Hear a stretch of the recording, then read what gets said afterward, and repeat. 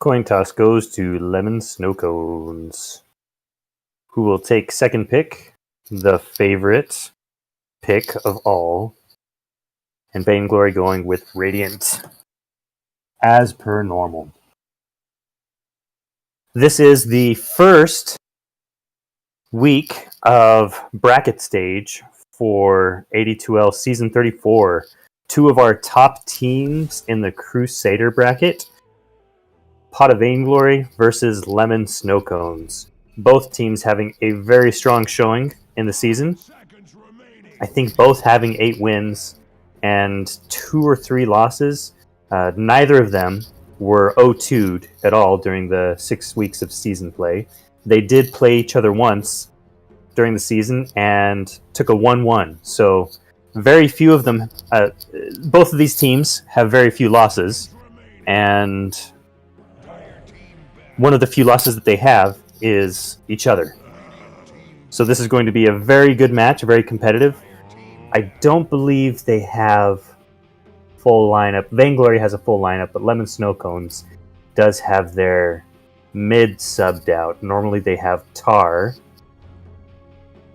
which looks like he's subbed out for Tijamathias. 10 seconds remaining. A couple of quick bans coming out. CK, Tiny, Jug, and Bug. What's Bug's name? Weaver. Tiny, exceptionally broken. He can be first picked for Pause 1, and it doesn't seem like there's anything you can do much about it, except for either pick it yourself or ban it. CK, a very good pick, very strong currently, and a very good ban. CK can be played as Pause 1, Pause 3, and it's just very good to get out of the way. Monkey King coming down for Vainglory. I believe I've seen them take Monkey King mid. I'm not sure if I've seen them take it Pause 4.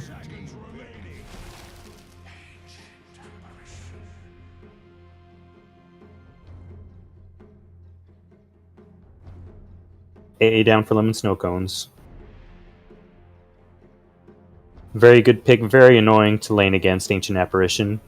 That support, going either Pause 5 or Pause 4, deals a lot of damage. Lots of value in the late game. Throwing down his spells, keeping the healing keeping the healing from happening. Casting that ultimate can be a good counter. Skill shots.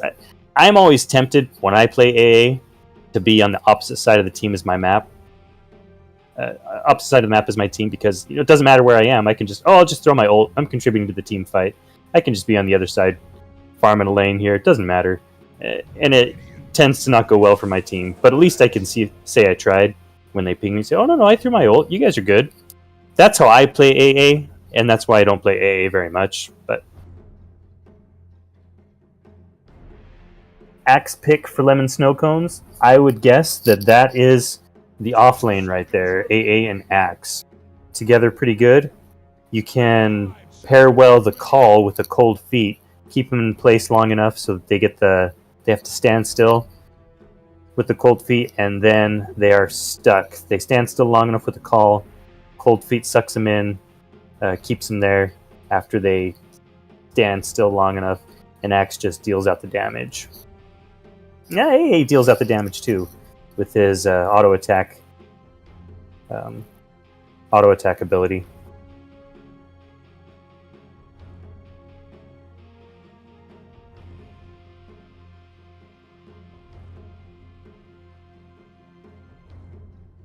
I do see Monkey King played as a support, and it's possible that that's a flex pick. Interesting to see what the next pickup here is going to be for Vainglory. The Weaver ban, in the last matchup with Vainglory, week 6 of the season, Weaver was the Pause 5 pick twice for Roxy, and he just got so much value out of that Ag's Scepter save. Seems like there were many fights saving Tiny, saving the Poison Dragon guy. Name eludes me. The guy who does the poison spit on the ground that you don't want to lane against.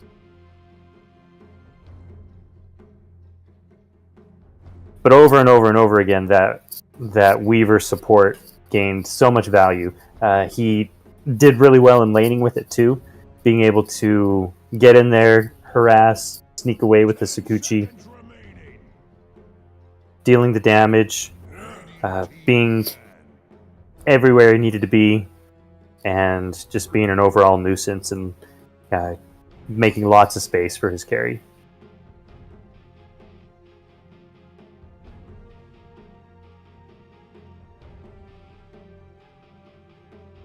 Seconds remaining. 5 seconds remaining.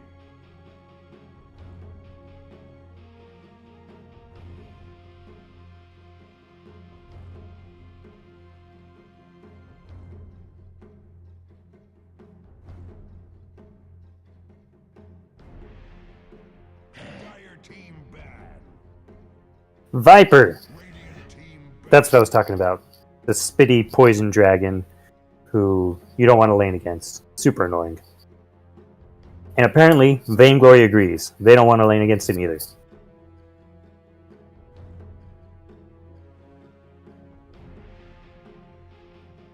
Seconds remaining. Although it looks like they have 3 pause 1 bans before the Viper ban. Not sure if Viper was targeted for pause 1 or mid ban. Anti-Mage, another pause 1 ban.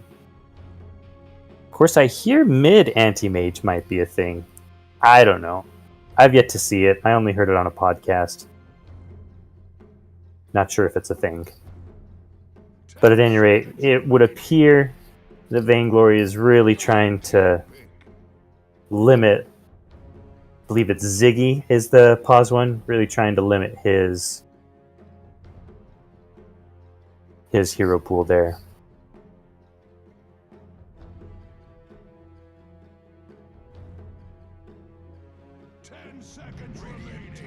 In round 2 of drafting, Treant Protector, another annoying support.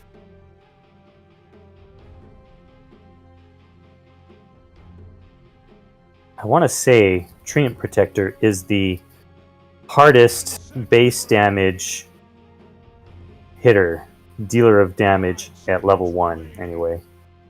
I mean, he hits you like a tree. His attack rate is abysmal, being a tree. But man, getting whacked over the head with a tree trunk, it's like being hit by Tiny. No, it's different. When Tiny holds a tree, it does the Battle Fury splash damage. It's not actually like being hit by a tree. Not like Treant Protector being hit by a tree. You took that a little too far. I came back just in time for the Treant joke. Save me, Sook. Tiny goes around, picks up the Treant Protector, and slaps people, is one theory. Oh! Really what happens is Tiny goes around, picks up a tree, Treant Protector gets upset about it, pissed off, and says, "Come back here," and lays waste. Wouldn't that be a neat interaction if Tiny counted could as a pick tree? up Treant Protector? Yeah. Wow. I mean, he kind of does it with Toss, but yeah, that'd be really cool. Like, you get Treant Protector auto attack damage plus your own bonus, and just. Or if it was, if he was your ally, then he were auto attacking. They were both auto attacking at the same time. Yeah. In his arms. There are other, Dota lookalikes that do 2-player heroes. So I could see a really cool, like, Optimus Prime sort of a heroes pool. That'd be cool. That's called Archon mode in StarCraft. Yeah. There's Archon mode heroes. Also, in Heroes of the Storm, the Ogre Magi of that one is 2 players. One controls the feat and melee attacks, the other one controls the spells. That sounds super annoying to play, but it's a lot of fun. Fun concept. They had to nerf it a bit because he basically had 2 heroes' health pools and stuff. And man, was he pretty busted when it first came out. And the coolest part about it was to unlock it, you had to, like, they randomly gave a couple people the copies of it, and then the only way to unlock the hero was to play as side seat for someone else main seating it. So then one team only had 4 heroes because one of it was a 2-headed hero? yeah. Wow. Yeah, so it makes the lane equilibrium a little weird. So it's like that is your off lane, like in the Heroes of the Storm equivalent. Like so, Yeah. it's a lot of fun. I could see Dota eventually getting into that kind of thing, but it would be like, man, this game's so old, we can't do that. Coding can't handle it. Yeah, there seems like that would break a lot of interactions. Yeah. It's I mean, shoot, they added the tooltips last week, and that broke a ton of stuff. don't even They added tooltip modifiers for the Ag Shard, and it broke Sand King. and you still can't see the Ag shards in your hero loadout screen when you're making hero guides. So also, I found out today that some of the Ags don't even show the right values, and like you still have to. So Jakiro's Ice Breath or the shard, it actually stuns the target. It doesn't say that anywhere on the tooltip. It just says it in the description, but nowhere in the stats. Yeah, I know it says it somewhere because I've read that and thought, oh, that's cool, a little mini stun. Right, but it says that in text, but not in the values. It's so weird. Oh, I see. So, So the only way to know that is to believe the description, which I think is a hocus pocus to begin with, or to go look up on the fandom page. Sorry, guys. I came here to interrupt the draft. There was a lot of good stuff. I heard some of it. If you're noticing any audio differences, I'm sick and Megamat is on out of location, so we do have hardware changes. I apologize if that's noticeable or interacting with you at all. And Megamat, I will probably go silent on you a couple times here. So if I just go randomly silent, you know why. Okay. Well, before you go silent, tell me about this Monkey King. That's pause 4. A pause 4 and a pause 5 Undying, or maybe vice versa? It's definitely pause 4 Monkey. I do have insider knowledge on that one. My concern is that Underlord plus Monkey is double melee, and the best success I've seen with Monkey King is paired with a ranged hero with a slow, or something similar to that, like either Monkey 3 or Monkey 4. Either way, you want a ranged hero that has a slow, like Vipers or Enchantresses, or that kind of stuff. Yeah. Because I like the mobility of Monkey King, but in lane, it's not the domination that you had with the Underlord Skywrath. I couldn't think of the name. Right. And I do know that from the last matchup, the Pot of Vainglory had some internal discussions about what heroes they were not going to play anymore. Oh, that's right. They their second game didn't go so well, and even though Skywrath dominated game 1, their game 2 had some struggles. Right, and that was one of their decisions from that. Right, and my issue is there's a lot of these heroes look really good because of who you're playing them with. Like Underlord Skywrath makes both of those heroes look phenomenally better than they are. You know what I mean? Whereas I think if Monkey fails today, Pot of Vainglory is not going to play it again, and it's going to be because they paired it with an Underlord. Like, you know what I mean? Like, you have the in-lane pair-ups, and then you have the 5-man pair-ups. Or actually, I think it even goes deeper than that. It goes because you got 3 stages of the game, right? You got early game where in the lanes, it's just 2v2, right? You can have a really strong lane partner and then fail in the other stages. And then you go to the mid-game where you're playing Sans carry, right? So you're playing 4v4s or 3v3s. You're playing that 3 to 4 player, like... You're hunting around, smoking around, looking for kills. Yeah. Trying to give space and make space and take space. Yeah. It's all about, that map control. And then the late game where it's 5-on-5 team fights. Like, so... Every hero has a strength or weakness. Oh, do you see that treant on my screen? That was really weird. I saw 2 treants. Ooh. There's some nice hat on the treant. He's got like the little I'm piranha or Venus flytrap beard. I think he's pairing it with the thing you unlocked from the Ags Lab. Or is that... No, maybe not. I don't know if that's the Ags Lab feet and hands. The problem with the treant protector is that his base skin that you can't modify always shows through. He's got some Can't turn him into like a purple tree or something. Yeah, he's always got that brown stuff going on. I do like Underlord Bite Belly, and I know that the weapon, I think it's the weapon, is it the weapon that changes your Pit of Malice to green, or is it the helmet? I don't think he has the helmet, though, so we might not see that. Yeah, I remember that. Doesn't the bite belly come with a cool animation or ability or something? It kind of creeps me out, but it does something cool. I mean, I'm always gonna be happy about samurais. So I mean, the red samurai we got going on here is something. The Dragon Ball Z on the invoker. Yeah. All right, what was I? I'm forgetting something. We mentioned hardware issues. We talked about the teams. I buggered the draft. I interrupted the draft. I heard a lot of good stuff for your intro for the teams. This is going to be a great game because they are so closely ranked. Yeah, yeah. 2 top teams. I think they might have both been tied. It was either. Yeah, I think they either both have 8 wins, or maybe Vainglory has 9 wins, and I think Vainglory's lost 2 8 games, so I think even number sounds right there. Okay. Axe has not purchased items. Axe may be AFK. Who was the stand-in for Lemon Snow Cones? Not snapped. It was Tijimotheus. Okay. He's actually, when I've done scouting for this team in the past, that does sound like a name I've seen before. So I think that's someone that plays. That's in that gamer pool, if that makes any sense. He's a regular fill-in. Yeah. So they must have done some shuffling around because it is Tar, the mid, who is out. So it looks like Distant Echo is filling in with the Invoker mid. Ziggy is their normal one. Snapped and... Oh, I think Snapped is normally a support. Looks like they're planning on doing the top 2. Like, both teams are looking for the top 2. No one's gone to the bottom runes. Looks like an ambush is being ready to ambush. Like, dude, Radiant's going to go up this and just get wrecked. They're pinging attacks. Here it comes. Does not look good. Ah, so bad. Run away. Monkey stick. No, I don't think it's enough. Undying will be yes dying. Yeah. In just a second. I really... almost got denied. I'm glad Drow came up to get this bounty, but Drow was out of place. Drow should have gotten both of the bounties. Like, I really hate when someone is so far, like, at their mid-tier 2s or whatever. Like, if anyone has an excuse to not be at the rune fight, I would say it's the mid player, not the one. That's a small little pet peeve of mine. What can I say? That's changed with the patch and the new rune positions, right? I feel like the pause one used to be the AFK one, not AFK, the not at the rune fight one.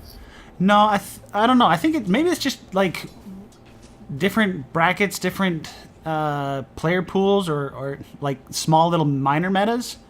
But every game I play in, like I cannot get the pub mid to go to the rune fight, and I get it because I'm a mid player and I know that the entire first 10 minutes of the game can be, this Drow's going to get this tree if it gets vision. Nope, tree got his movement and is hiding.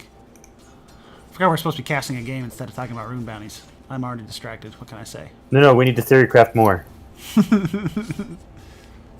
And that, ladies and Drow gentlemen... looking very low, though. Yeah, they both did a lot of trading, and neither team has recovered enough for me to feel comfortable about their place in this world. Although Trian's got a lot more regen on it. Drow is really just... I mean, Drow does have the most last hits, so don't get me wrong.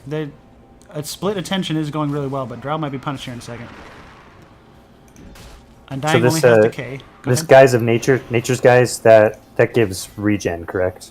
No, it has an amplification to regen. So if you're eating a tango while walking through the trees, you get 40% more tango. Oh. It's like more cowbell, but with tangos.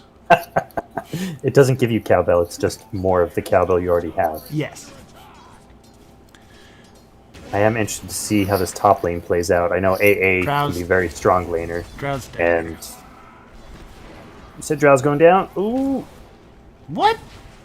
We didn't chase this. Oh, because there's no tombstone. There's a tombstone. Okay.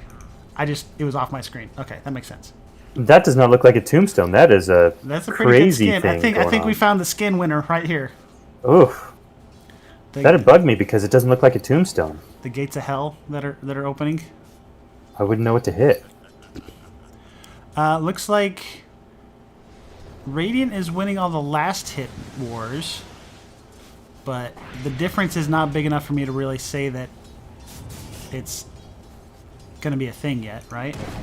Yeah. Monkey's got Jingu level 2, so he did put some pressure on the moon chick. I'd like to see some pressure on the ice dude, the ice Right, thing. right. That's the one you want to chase out of lane. Yeah, but I mean, I do like when players recognize that, hey, they're split. Let's 2v1. Like, I don't care who it's on. If you get a 2v1, that's good. Treant going for this courier. This courier is gonna get sniped on the way back home. I don't know about you, but I find a lot of Malfurions and Treants their whole goal in the first 5 minutes is to just kill like 3 couriers. He one hits couriers? Ah, dirty. Well, remember, it's also a low level courier that he was hitting. Okay. It's like he hits like a tree. Oh, wait, I already had this conversation You with did. myself. He hits like a trunk, okay? Like, it's like a truck, but a trunk. Oh, that's clever. I like it. I mean, you were the tree ones. You said the tree one like 3 times, and I was like, oh, come on. I feel for you, but I ain't feeling it. I must have used up all my puns today already. Nice. Tree down as well. I did watch it. Sorry, we didn't talk about it. And the tip. I don't approve of the tips, but it is allowed, so whatever. I mean, I say this, but I'm also the guy in basketball that yells every single time my opponent makes their shot. I will try to startle them, like, without fail.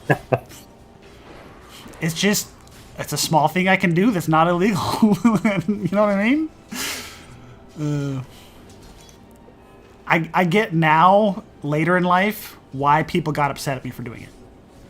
Because now I watch people tip in Dota, and I'm a little upset about it. So, like, I wish I could apologize to those basketball folks, but I know they're not watching this. You know what I mean? Not Underlord. Death, Undying almost got out there. I was going to say this was really slick play by Arch. How he turned around just to do one Frost Arrow to try and slow down the Axe chasing Undying. Right, but the problem is right now, Drow is staying in lane without mana, and so... Like, walk to base. Except you can't walk to base because there's a treant. You know what I mean? So hopefully this Undying has some regen. If I'm this treant, I heard that salve and I am just dropping up. Missed on the Battle Hunger. Who did he hit? A creep? No, I think Battle Hunger hit him, but he last hit before any damage ticked. That's slick. I'm saying... I don't know if that was intentional or not, but that was great.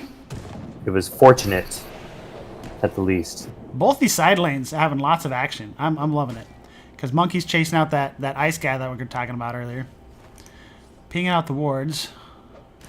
This Drow has got to be happy with how the lane is going. It's unfortunate Undying took that death, but... Yeah, I'm looking at all 3 Radiant lanes, and they're looking really good. The Axe to Drow lineup though really sucks for Axe. Like, I feel like that's a major counter pick. I didn't see how the draft lined up, but I'm assuming Axe got picked sooner. And having played both those heroes, it's definitely this is one of the matchups I can successfully say it's Drow favored. You know what I mean? Why is that now? Because Drow slows. Drow once she hits 6, like, so in lane it's mainly just the orb walking. Oh. You pushed up without your support, you might pay for it. Yeah, you paid for it. Oh. That's a death to the call. You can make Axe keep its distance, and Axe pre-blink is just a sucker for being slow. You can just kite him. Yeah. And Drow is easy to last hit and get rid of that Battle Hunger. Yeah. And then since orb walking doesn't pull aggro, you can just harass any melee and land really well. Whoa. Sorry, I didn't silence my phone and I saw a wall of text. And then later game, Drow pierces marksmanship, pierces the... Oh, pierces armor, doesn't it? Yeah. And armor is Axe's new gimmick. Yeah. I mean, he's always been high armor, but now he stacks the armor. Something else gives him armor. Yeah, there's a lot of armor synergy going on with him, and that's a lot of his. I guess Call has always done. Call gives 20 armor, yeah. So the biggest thing in late game is Axe has to call the Drow, right? This is that matchup we were talking about earlier, like who shows first loses in the Axe versus Drow lineup. So if you know Drow's not there, yes, you can jump someone else. But if there's a chance Drow's in the area, you gotta save your initiation on Axe for when Drow is there, or have someone else that can keep her out of the fight. But in this lineup right now, it's only Treant and Axe that can deal with the Drow, right? Treant has to come sneak up on a tree and then melee her and root her and stuff. Mm-hmm. But Axe has to just get the blink call. So Tree needs to be the bait if Drow isn't showing. Then as soon as she comes to hit, then Axe jumps in. No, I think it's. I think in that setup, it's actually Axe should be the bait, and then but you have to have the Treant in position to like. I don't know. It's really hard. Drow gameplay is a lot of fun. Here comes the mid rotation. Drow is probably dead, super dead. Yeah, we're 9 minutes in the game. You got to be real worried about these rotations at this point. Looks like both Luna teams is rotated. being chased out of lane. She is super low. Oh, a mid rotation here. Ember might chase her. Ember went looking from the trees, and she wasn't even in the trees. Nighttime vision's a thing. I think it's funny that both mids rotate at the same time. Right. This top Dire tower will go down, though. Yeah, they've been putting a lot of pressure on it for sure. Meanwhile, bottom, the problem is, so Dire retreated from the top tower. Radiant has not. Like they're yeah. Drow is she died, but she's still doing fine in this lane. She's happy to be here. I don't know if happy is what she should be, but she definitely is. So I think if the monkey gets in the tree line, you should be able to chase down the tree. Maybe not. Oh, I see how Monkey's really nice for this Treant Protector. I mean, Monkey was first picked, but yeah. But that interaction's kind of weird. Honestly, if I were the Treant, I would carry a Quelling Blade. Like, no joke. Because you can be invisible under the monkey and him not know it, and then just cut his tree out from under him as part of the initiation. Right. So that's assuming the monkey doesn't get a gem to counter your play, right?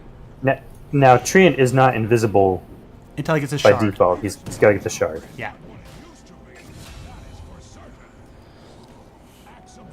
So now we're moving to that mid game like we talked about. It's all about map control and positioning. So Drow being chased out by Treant? No, she's just farming, but she's going to die to this Treant if she doesn't help it. She retreats to that mid tower. Now, this Monkey Underlord, we were worried about their lane, but I think they did just fine, didn't they? Yeah, they did great. They're pushing them out all the time. I think the Luna AA didn't know what to do about it. Not to downplay the skills of the players involved here, but it's definitely not a matchup you've seen before. So you can surprise people with something they're not really practiced before, right? Your natural intuition is do one thing, but that's not always the right answer, right? Now, it looks like this Luna is maxing out Lunar Blessing, her passive.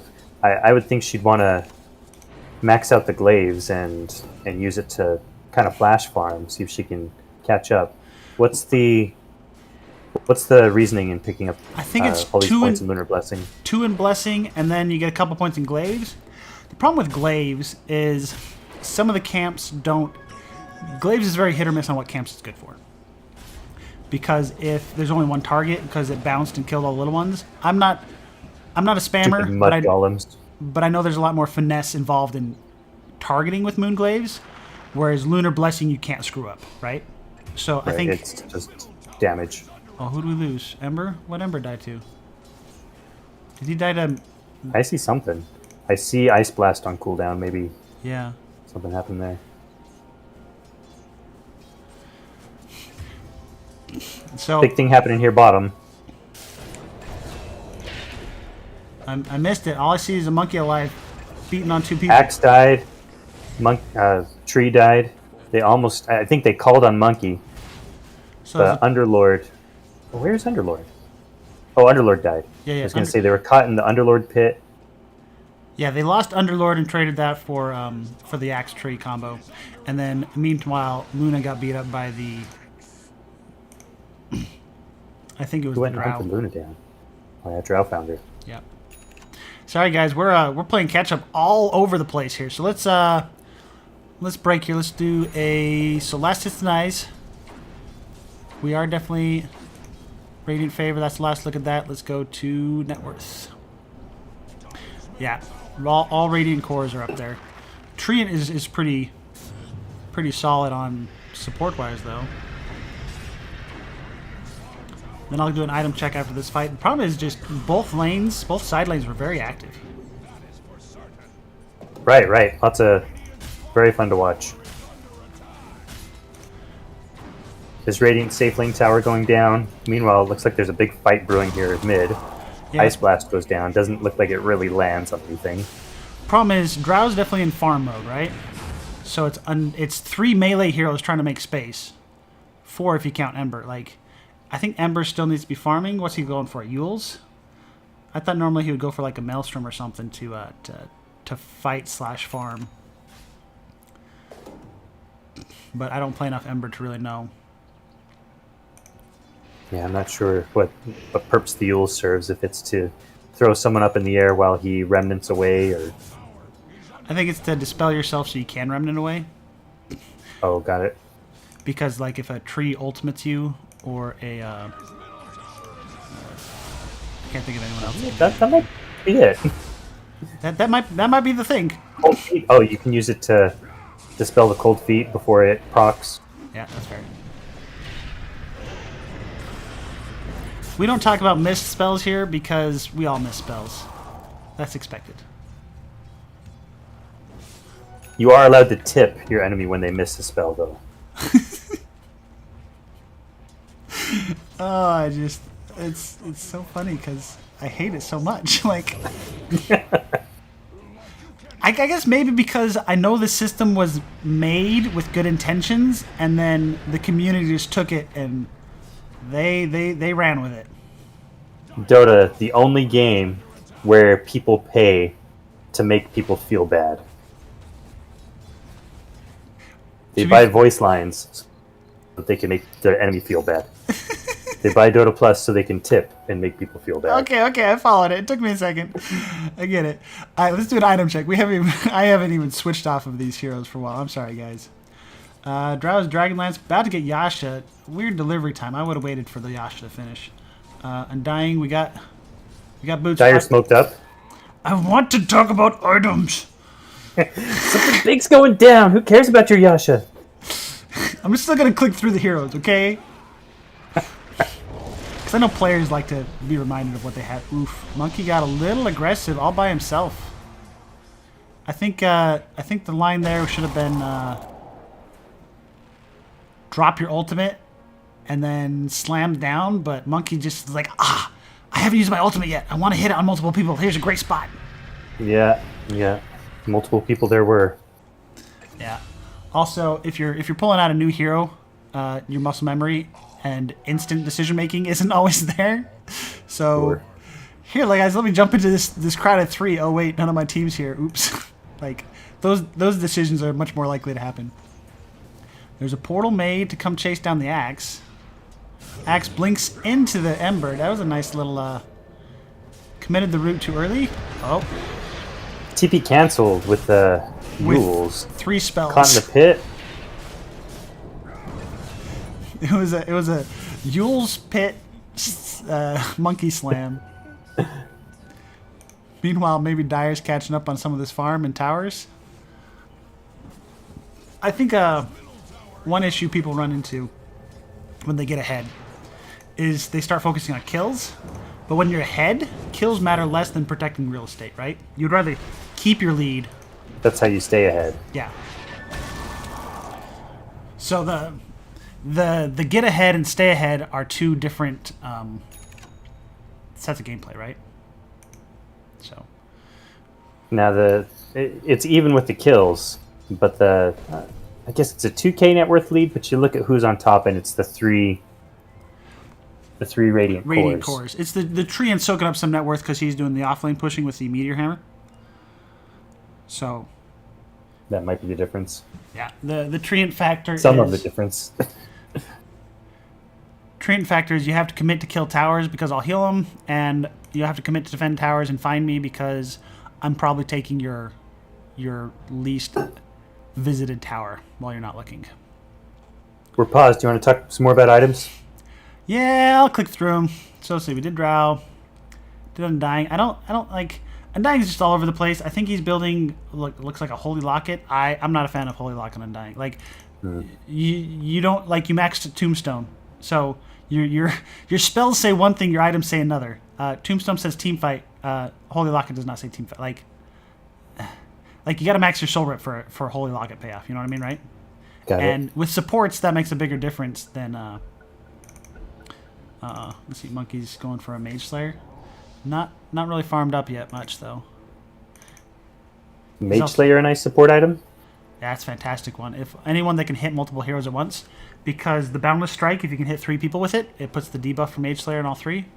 Also, it's very tanky. Oh, I thought that Monkey was going to jump on the axe, but he went for the camp. I know. I was excited. Yeah. He doesn't know that axe is alone. More insider knowledge. I may have certain critiques about certain Primal Spring usage from a certain player. Is Monkey a new pickup for Vit? Yeah. Or is it something he's pulling out of his pocket? Nah, it's a new one. I think he has like 5 games played on him. Okay. Outside of bots. I don't know. I'd have to check his profile again. It is not silver tier yet. It is definitely not silver tier yet. Oh, I got halfway through items before I didn't even get halfway. This is a problem. I find an item and I have to talk about it. Underlord's doing pretty good. Pipe. I mean, yeah, because Luna's split damage, so that makes sense. AA might be dead here. Oh, 2 fights brewing. Monkey went for Axe and Underlord went for AA. Monkey ult down, and they all run out. And then immediately jumps out of the ult. Yep. That's fine. There were no enemies there. New hero who dis. Great positioning in the enemy jungle for Radiant, but Ooh, Portal coming down to defend. oh, that's nice. That's nice because he can kill the wave and then jump back in the portal, go back. Yeah, go back to the team fight that's about to brew. Oh, that is. I really like that. I love the Luna portal. TPing to join the team fight. Team fight. Luna ult is gonna wreck someone here. Maybe not. Does she not The have tree ult going down too. So here's one issue. Luna only has 1 point in Lucid Beam. Luna's almost gone. Luna goes down. Yeah, looks like a lot of dead bodies. All they're losing is the off lane so far for 3. Drow's out of mana though. I mean, who's giving Drow the mana? Someone needs to be getting a mana item for Drow. Like, Pause 1 is the one person that is allowed to say, you give me mana, I don't get my own mana. You know what I mean? Offlane has to be self-sufficient for mana. Mid should be self-sufficient. You mean just buying clarities for it? No, like a Ring of Basilisk, what does a Basilisk upgrade to? A Veil and or a why can't I think of the Lifesteal one? The one that Pause 3s get sometimes. The hood, the mask. The You know, there's a shop here. I get it on Drow. There's a shop here. Vladimir's. Venge. Yeah. Vlad's. Yeah. So someone should be getting Vlad's, Ring of Basilisk, Mana Boots. Like, Monkey don't got Mana Boots, right? Yeah, Monkey don't got Mana Boots. Undying might have Mana Boots. Undying does not have Mana Boots. He turned it into a Locket. That's part of my problem with this lockup build-up, is you lost the Mana Boots. And right now, your team doesn't need more healing. Your team needs more mana. Also, I guess Soul Rip is finally catching up on spells, but it was not maxed out first, right? Yeah. No, it was Tombstone first. Yeah. But Drow, if you look at Drow, she's so much less damage without mana. And she can convert mana to damage so rapidly that you want her topped off at all times. Like your team. I mean, you can argue that she's still in farming mode, but she can. You know what? She's got Manta. With Dragonlance, she can stand back and be cleanup where she's farming, but then goes into the end of fights. Yeah. Also, but even if she's farm mode, like she can convert mana to damage, so she farms faster with mana. You know what I mean? Like, I'm not above cross-arrowing some creeps. So, in a team fight where she's going to dump most of her mana, you got to give her that recovery back. You got to have the Arcane Boots or the Basilisk, or, yes, drop her some Clarities after the fight. But normally the supports are going to be the dead ones, right? I really like I almost want to call it casual use of the Underlord ult. Instead of saying, "Oh, I have to save this for a really important team fight," just saying, "Oh, nope, time to move to the other side of the map. Let's go." Yeah. Oh, need to, de-push bottom lane. Oh, I'll go right back. I really like that. This, really, this puts Underlord's pressure on really the enemy figuring team. out how to Yeah. how to use it. Definitely new. Ooh, here's dead bodies. One body down, maybe two. Cream got hit by the ice blast too, so he's dead. Yeah. The problem is they are definitely still in figuring it out mode. Oh, dude, did the item damage the? I think he tried to turn into a tree, and some aura or tick turned him out of a tree. Oh, Like he still had the ice blast on him. yeah. So yes, it was a good fact that they casually used it, but then they did not adjust to the ramifications of doing so, because they casually went bottom without the drow and undying, and then they got punished for it, right? Yeah.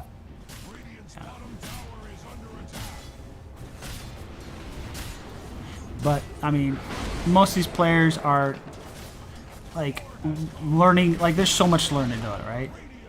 Wow, that tower melted. I mean, it was already half dead, right? But then you also have a Luna. Luna, the fact that everyone gets the lunar blessing means, Right. Towers go down. Both Drow and Luna have really good these AoEs to help. So we didn't address this. The gold Radiant- lead that Radiant had is really evaporated.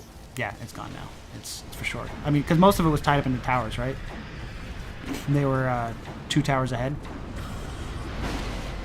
Did Meteor Hammer radius get increased? Oh, I don't know. Because that looked a Does that lot seem bigger. large to you? It seemed larger than I'm used to. Oh, poor Treant. Got caught in the trees. Yeah, I think a certain monkey overvalued. Never mind. I'm not gonna. The Primal Spring does not do much damage. Stop charging it up. Get in there and auto attack. I don't know.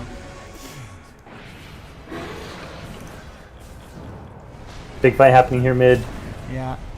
Luna ult is popped. Luna ult does a lot more damage now that she has points in it. Yes. But it looks like it's used to run away. Nice catch on the Invoker. We still don't quite catch him. He retreats to the tower. Oh! Axe blinks back in. This is huge. On the Underlord, who's going to go Rip down. Underlord, yep. Tornado catches. I don't remember. That was Eagles. No, that was a tornado. Can I he think jump? He jumps to his... Oh, and still goes down. Yeah, fighting without your Drow. So Drow is winning you fights, and then you stop fighting around Drow. You're right. That's what happened in these last 2 lost fights was Drow was not there. She gets the tower, but unfortunately gets caught. Yeah, 4 bodies for catching up on a tower. Now you're gonna lose a tier 3 for it. I don't know. We'll see if a tombstone can save this. No, Yeah. this tower is going to melt just like the other one. I don't know. I'm confused because I don't know where Undying's been some of these fights. Like, and I'm not blaming Undying as a player. I'm blaming like where your split pusher is Underlord in this lineup. So Undying, Monkey, and Ember Spirit should have their hands tied together, and we can't leave each other, right? But Ember Spirit and Monkey are just so much more maneuverable that Undying hasn't been with them. Yeah, that is interesting. Dari gets the full set of racks. Yeah, and Monkey's about to die. Like, there's a lot of death happening here. This really shows the maturity of Lemon Snow Cones, that they understand they got the objective and they can go out. They don't think, hey, we just did something good. Let's stay here and keep trying to do good things. And We're so overpush and strong. die. We can take everything. No. We're so strong. We got what we wanted. Now we leave. Look, Monkey King's low. We should stay here and try and kill him. Now that all their heroes are back alive again. Oh, wait. Yeah. Instead, they do a smoke retreat. Well, I think that smoke might have also been for, hey, if they chase us, let's punish them. Yeah. No, but this Undying, like I said, Undying is a hero. It's all about zone control, right? You gotta. It's multiple decays in a fight, and Tombstone in a fight, and we have not seen Undying in the fights at the beginning of them, right? Because the two people that need to be at the beginning of a fight are Undying and Underlord.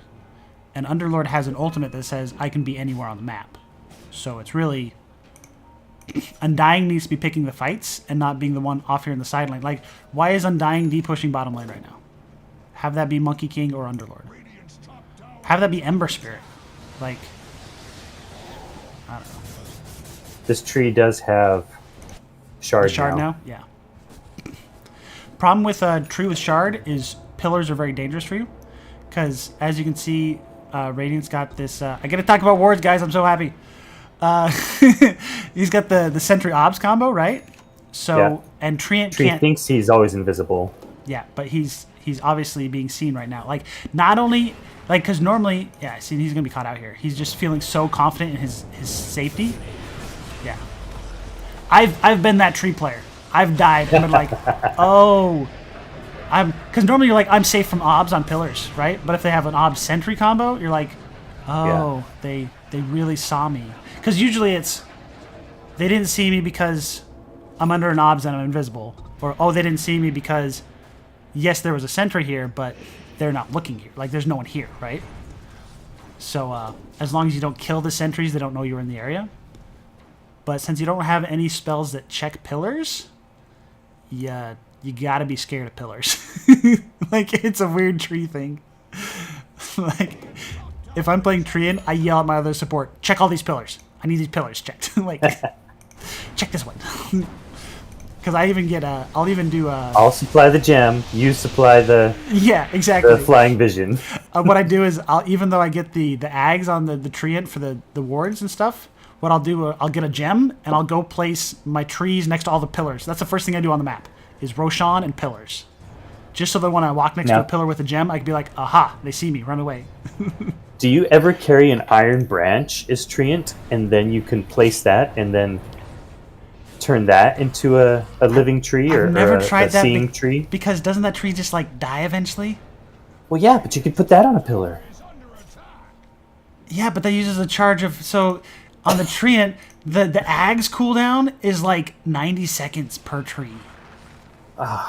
It's like horrible. You buy Refresher Orb just to refresh your tree charges. Like, no joke. I have done that. Been like, man, I'm out of tree charges. I have gold. 90 seconds? It still feels broken playing against it. Oh yeah, it's fantastic. It's like the strongest. It's in my. It is the best meta spell in the game. Like, you know, non team fighting. All it does is just provide macros. Sorry, macro spell. It's the best macro spell in the game. Lycan Wolves is like second place, right? Because they push down all the waves. Yeah. What are these teams setting up to do here? It's almost like they're trying to catch someone out but not get caught themselves. Yeah, I think that both teams are trying to do that. I think Radiant is just trying to not die, and Dire is trying to pick apart a couple heroes at a time. There, we got the stun root. So the Yules is good against the Rod of Atos, but it's really easy to call someone coming down from a Yules. Radiant going into this fight when they've already lost a hero, just poor mentality here. Yeah, I could see this axe just turn around and turn this fight. Yeah, there goes the monkey. Oh. Oh, I remember what I was going to say. We're playing Drow Ranger with 4 melees. No one is benefiting from her aura. Oh. It specifically says ranged heroes. That's right. So, I think 1 part outdraft, 2 parts new heroes. Like, I'm lumping Underlord in with new heroes, by the way, here. And Undying. I haven't seen Undying played for Pot of Vainglory yet. Like, I haven't even seen Drow Ranger played for them, right? I don't believe so. Underlord is the only one they've played before, and that one I still like. The changes to the ultimate, I haven't seen an ultimate from Underlord that I'm super impressed by. Their laning went great. Yeah, Delaney was great. That is not the full game, unfortunately. Yeah. Luna has now successfully caught up. Luna is now winning. Can you defend the Roshan? Probably not, because Roshan's just going to melt with the Lunar Blessing. Like an Alacrity from this Invoker. Yeah. I mean, I would have seen a world where he Fiend's Gate to it. Oh, I'm doing it a little too late. I would have, like, see... Unfortunately, I'm going to pick on you, Underlord. You really got to be better with your placements. Like, your gate, it should be right outside the pit. Like, honestly, you just tuck it around the corner. Just so you can come out of the gate casting your spells. Because the nice thing about the gate is it gives a 30% damage reduction to your team as they're coming through it, right? Right, and doesn't it do something extra for Underlord? No. Just from I thought there was something about he could cast spells quicker, or... No, it's just you end up... You start channeling through it right away. So everyone else has to click on it. So it's just you come out of the gate a split second before your team. Like, even if the fastest clickers that's in the what world... I was thinking. Yeah. So it's just Underlord comes out and sets up, like, he's got a second to set up before the rest of his team arrives. So you want to cast the spell not in the middle of the enemy team, but, like, just far enough away that you can cast spells at them.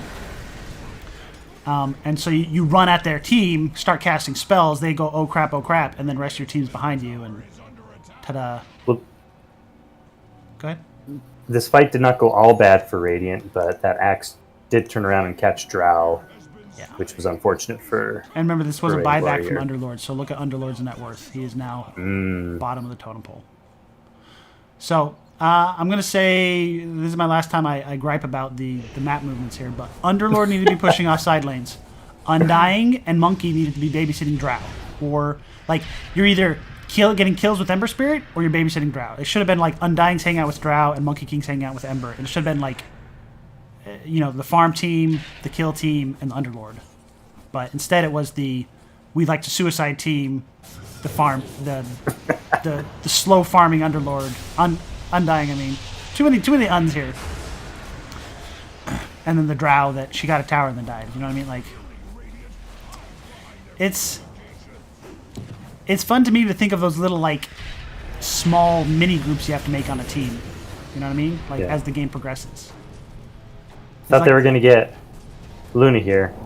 That Mantis saving her out of the pit. Yeah, because you just don't have... You didn't have... Drow wasn't alive yet, right? She had just barely rezzed? Yeah, she was there to throw her arrows after she had manted. These high you're going mobility deep. heroes... You're going deep. If this goes south... If Drow dies here, it's all the Fire Spirits dude's fault. That was a portal to just get Drow out of the fight, which it does not work. Oh, that's what that was there for. Okay. Yeah, it does not work that way. No, because the channel. Yeah. Axe wants to channel in, though. I mean, Axe was like, dude, let's all go through it. Do it. Problem is, you don't know if that's near the fountain. Like, you can... You can click on Come an on, enemy portal Axe. and end up in their fountain.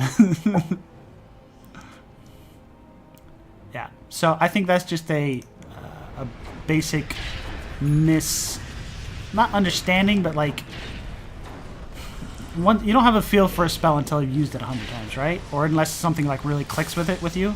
And That's I don't right. think it's clicked that this Fiend's Gate is a ganking tool, right? It is not a lifesaver. Axe jumping in, Oh. getting the Drow. Yeah, that's game. This Axe has really been playing effective since he got that blink, Yeah. which is Axe's job. Yeah, that's, as I was saying, Axe is a completely different hero once you have a Blink Dagger. I don't know if I said that. I thought it several times, and I said it to someone else earlier today. 'Cause It's true. I played Axe today, and it's like, lane was going great, and then I disappeared for like 5 minutes to finish my Blink, and I did not care. Like, no fights. I was never in a fight. I just needed my Blink Dagger. Yeah. So if you're playing a game against Axe and it's an early game and you haven't seen him for a while, be ready for him to blink and kill you, because The next time you see him, the next time you see him, it will be deadly. Yeah.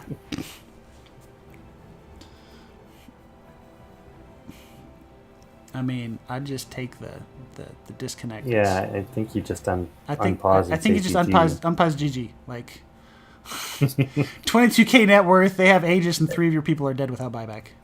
I think the fountain's gone before he reses. GG is called anyway.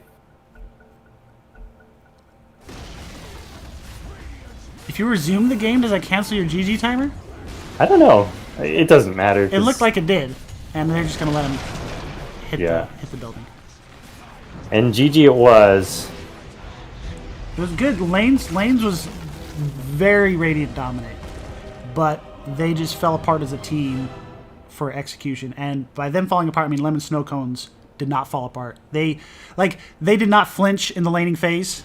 Like I keep talking it from the losing team perspective here, but the winning team, obviously did their part here, which was they just took it on the chin in the laning phase. They knew that it was going to be a struggle, and they came together and they just paired up all their spells correctly.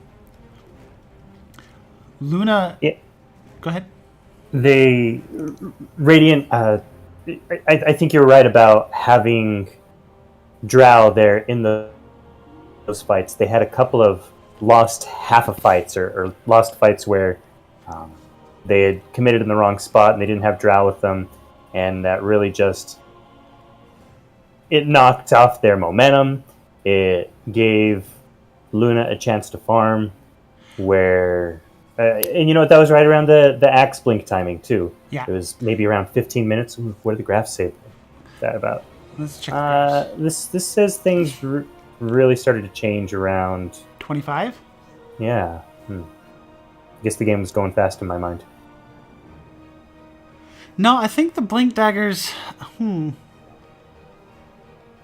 I think the game didn't change the graph momentum because towers weren't being taken. Yeah. And then once the towers you started, could feel the momentum changing. Yeah, I could definitely feel it changing. I think the algorithm didn't get it as well as we had a beat on it. There's definitely something to be said about. And also, when all those things kind of line up, you lose a fight. People are not where you expect them to be. People are going in without their teammates, and the enemy gets a blink dagger. I'm sure the communication lines in Discord did not go well. You know what I mean? Yeah. I'm sure there's a breakdown of communication after all of that as well. Did I type in the password right? Come on, click. Click button. There we go. Alright, so far I've noticed that if I click on cameraman, I don't have the issue. But I think honestly what it was is that I needed to go spectate a game outside of this. Like watch a replay. I think it was a replay setting issue. And it came out at the same time as the new patch. Sorry. You needed to watch a replay to break that bug?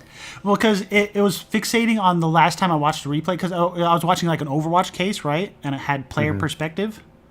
So player perspective must have been stuck on. Yeah, it was stuck on player perspective, and the client didn't know how to distinguish between.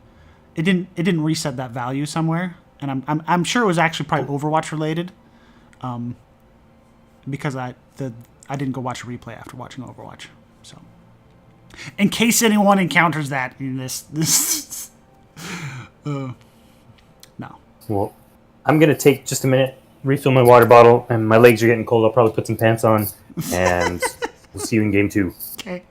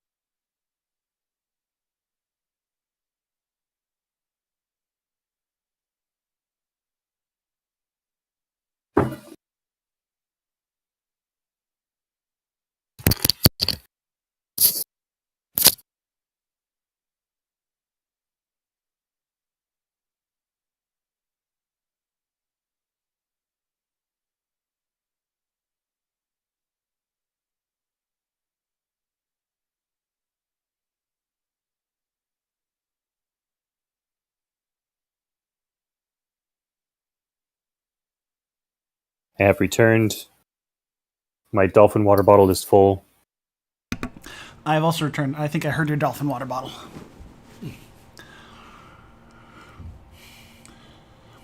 So I was thinking during my little water refill break that I really am interested to see or hear what the drafting is like for these players, because I really feel that I know for me the hardest thing to learn in League was drafting. Like that's a whole nother beast, and Absolutely. there's a reason pro teams have coaches involved during the draft session. Like they're allowed to participate in that, right? I mean, I see them in the booth and I see them actually talking to their players, right? They ought to be if they're not. I feel like coaches are involved during drafting for a reason. There is so much you have to pay attention to.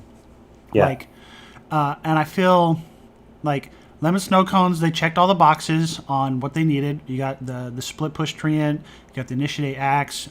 We've got 3 range heroes protected by a tanky frontliner and a tanky support. Like treant is not the best. Like he's not like a meat shield, but he is a vision shield, right? You know what I mean? Like he is a buffer. Yes.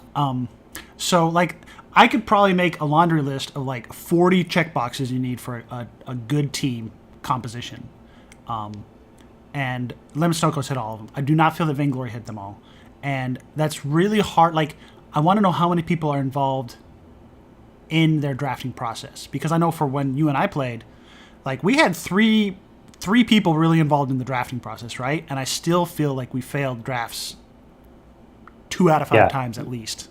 There's just, and oftentimes it was right after the draft we thought, oh, we overlooked that. Yeah, like partly it was because when they would pick their final pick, said, oh, that one. Yeah, it's and just having the more eyes and brain power you have on the draft, the better.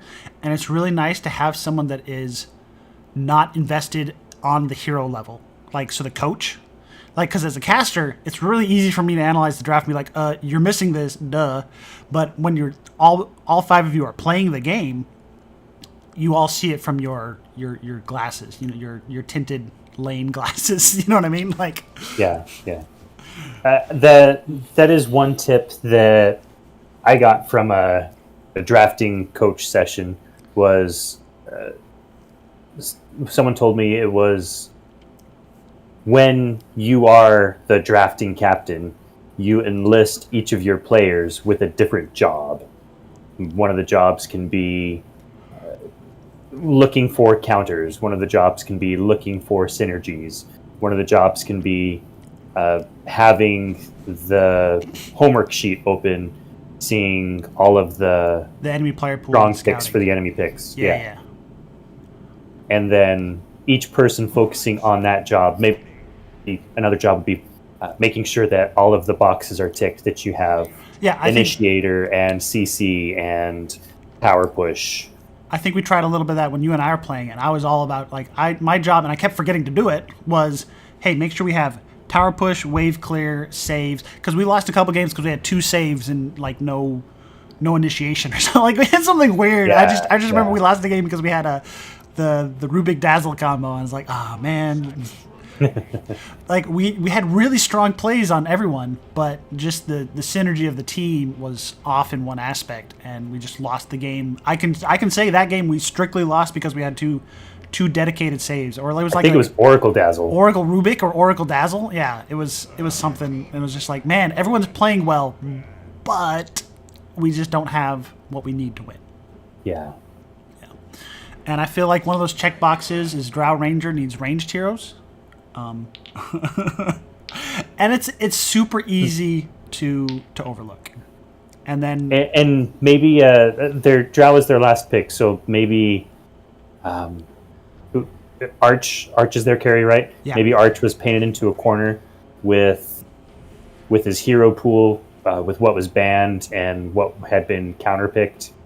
Right, but I feel like you could have, part of that painted into a corner was, oops, we didn't leave room for the Drow Ranger. Like, because all it takes is not pick Undying, not pick Monkey King, pick a ranged hero, like a ranged support. Like, I think both the support hero pools are large enough. We have Weaver Tiny Band out. Weaver has been one of the strongest supports for sure. I heard you mentioning that in the first draft. That's right. I don't care so much about the Ags impact. That's just flashy. I really liked the in lane impact because both times that Weaver was present, that lane just got dominated. Like they got dumpstered, right? Yeah, the Ags thing is definitely late game impact, and I think they won some team fights with Roxy on Ags. Yes, they definitely Roxy did win fights because of it. But let's I just wanted to include that there was 2 points of strong impact. That was the lane domination and the surprise, you're at full health. Absolutely. Or full mana if you're Viper, because Vipers care about that. Oh, that's right. That was all the value on. Like Hoodwink would have been a great synergy with Drow. I think part of the problem is I know Vit was practicing both Hoodwink and Monkey King, and I think he was enjoying playing the Monkey King more. It's a lot of fun jumping around in those trees, hopping down with the doo-doo-doo. Yeah. So I found out the enemy can't see the impact circle, but they can hear it, and they can hear it globally, just like the Hoodwink ultimate. So Okay. some of us don't play with game sounds very loud, so it can surprise us. Other people play with it on like you're supposed to. And there are certain spells you can hear globally. It used to be when Ursa would cast his Overpower, you could hear it anywhere on the map. And he wouldn't actually cast it very often unless he was doing Rosh. So you would know when the Ursa was doing Roshan because of the Overpower. So you had this whole like meta game where you had to like Pay attention. No. Like as the Ursa player, you had to get the opponent used to that sound before you went into Roshan. Oh, so use it in the jungle a couple of times. Yeah. Make sure, like, have a ward next to the pit and scout them out coming to check it. And then once they stop checking your uses of it, go into the pit. That is some next level. Yeah, it's just one of those things that comes up. It's a lot of fun. But the Monkey King jumping out of the trees makes a noise, even though they can't see the visual indicator. And then the Hoodwink windup makes a noise, even though they can't see you. Right. You don't know where they're going to hit you, but you know it's coming. Now this time they've picked up Night Stalker for their offlaner. I don't think Underlord was bad, and Underlord did well. But it's just that critique, like you said, that Underlord was probably playing the wrong role. Yes, I think they could easily fit Underlord. Like, I think they weren't paying attention to it, and it just kind of unnaturally fell into the wrong slots. But 9 times out of 10, Underlord's going to end up in the right spot in their matches, right? You know what I mean? Like, I just don't know I don't know how Undying ended up being the I'm never in the fights, I'm always pushing lanes guy. But that happens. And I think Underlord was a safe pickup. I feel like Night Stalker might get punished. I think you can blame that on Underlord's... Undying's tombstone cosmetic. It just doesn't look like a tombstone, and it just broke their team fighting ability. See, this is what we have you here for, to get us... Do you disagree? No, you're I don't think you can disagree with that. I have no footing to argue with that. It just throws everyone off, and they don't know to fight around it. They don't see it or overlook it. It's just not good. So Lemon Snowcone's banning out a Quap and a Jakiro. It seems like they're banning out mids here, but I haven't seen Cream play any Jakiro mid. I'm focusing on Jakiro, guys. It's gonna happen. It's my favorite. Yeah, Jakiro mid has been your niche.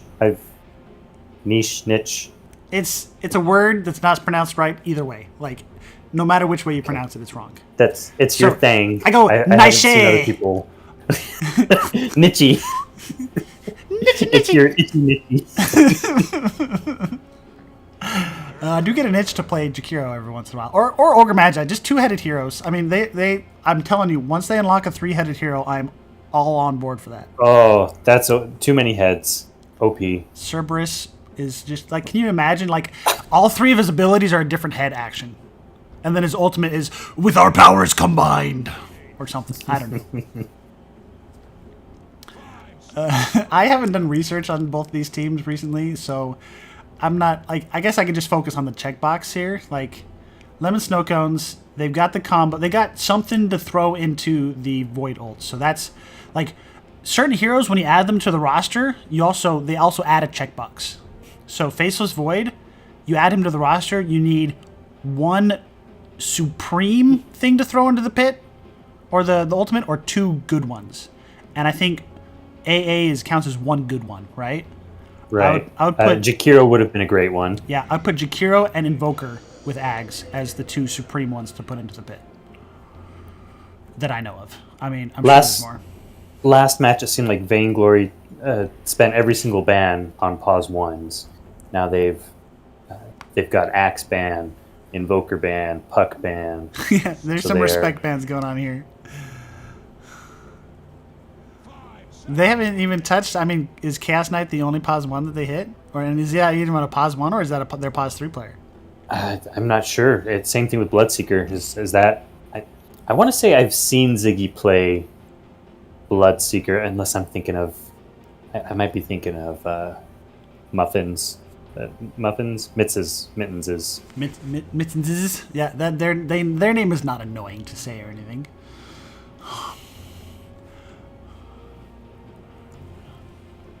So checkboxes. Oh well, their pause one is picked. They've got Faceless. Yeah. They've got Faceless. I mean, I'm sitting here looking at it. I didn't even think to respond correctly. Snap. That's not a bad thing to throw. I would say that's in the level Chrono. of supreme thing to throw into the Chrono. So I think they're Absolutely. covered on Chrono things. I think if they put anything else in the Chrono basket, that's too many eggs, right? Yeah. So We need now some tower hitters, wave pushers. that's a wave pusher tower hitter. Depends on how you build the Viper. The Viper is either a skirmisher or a split pusher. That I really enjoy the split pusher version of him because you cannot come fight him 1v1. Like, you have to bring bodies at it. But I also die a lot split pushing on Viper. But I feel in a league setting, you can, like, the split push strategy goes a lot better, right? You make a lot more space doing so. Whereas in a pubs, like, as soon as one person on your team dies, everyone retreats back to Fountain, right? Yeah. At least that's how it feels for me. Now we didn't talk about this Death Prophet. Death Prophet very strong right now and being played not just in the mid roles but also in the support role. So you think that's where this Death Prophet is? See, I don't even know where their Night Stalker is, so I can't even venture a guess at Death Prophet. I feel like Cream is going to be Death Prophet. I feel like that's going to be mid. I don't. But having insider knowledge, I also think that's going to be their like 3, but I wouldn't put that with a Hoodwink, so. You don't think OD is going to be the mid here? I think OD is going to be the mid. Do we have 3 mid players? Death Prophet is on the 5? What? This doesn't make sense. It's happening. That's one of the things that's going on with Death Prophet right now. Yeah, but on what level? Is the pro play scene doing that? Because I'm telling you, people are like, oh man, it's viable because I saw it in TI. No, that does not make it viable for your game. In no way, shape, or form am I a TI player. But I saw Liquid do it. Yeah. Like, it's like saying, I don't even know. Commando repelling. I don't know the actual name for it, but where you go face first down the cliff with the rope behind your back. Yeah, I think that's Commando. Okay, yeah. You don't do that if you don't know how to tie a knot. You know what I mean? Like, we are on the knot tying level of learning how to play Dota. let's not worry about going down the cliff face first. Because if you fall face first, you're gonna break your face. If you fall butt first, you're going to break your butt. You can survive with a broken butt. I'm just saying. Maybe that was a poor analogy, but it's the one I'm sticking with today. I don't know. I don't have to sit all day on my face. I don't use my face for anything. If I had to say which was my moneymaker, never mind. I'm going to stop.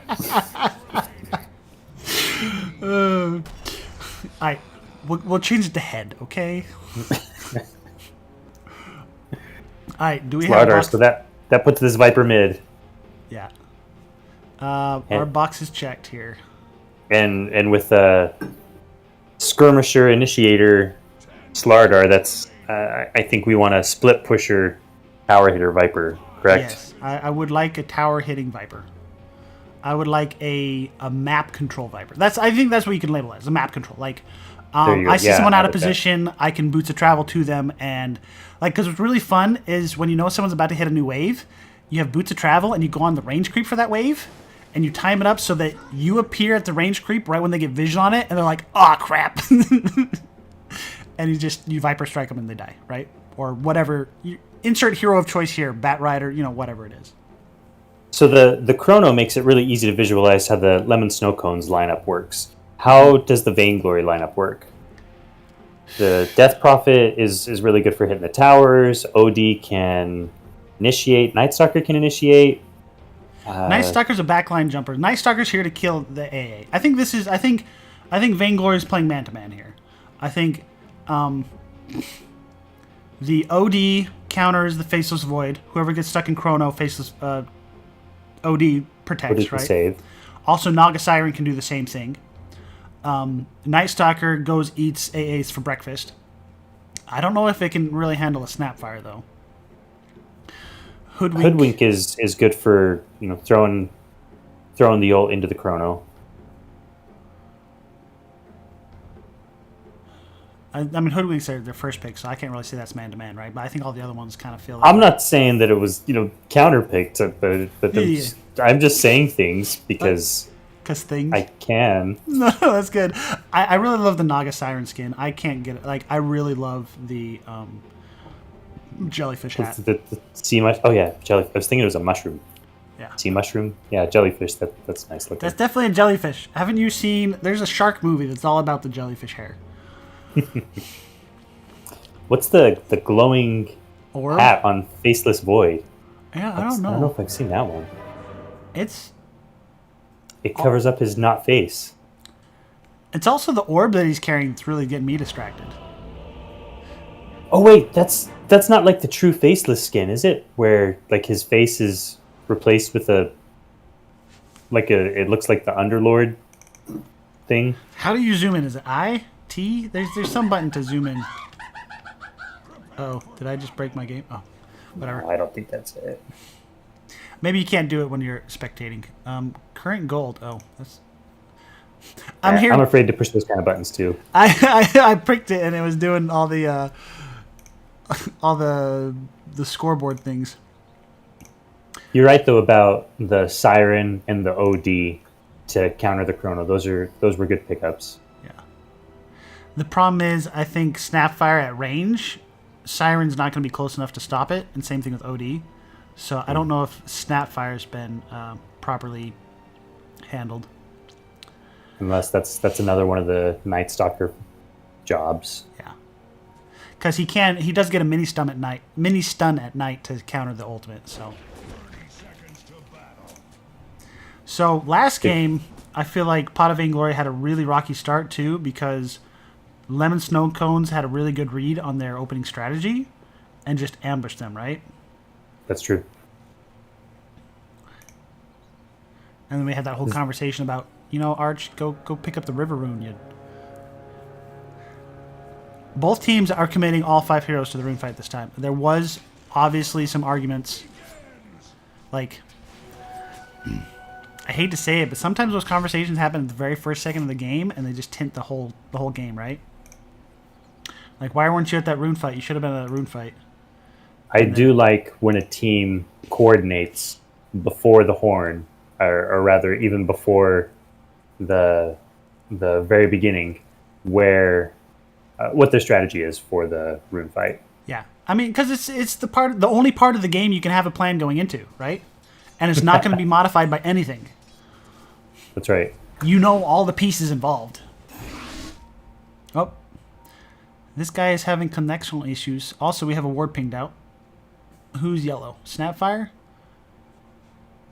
Oh, Snapfire, how did Snapfire know there was a ward there? OD just responded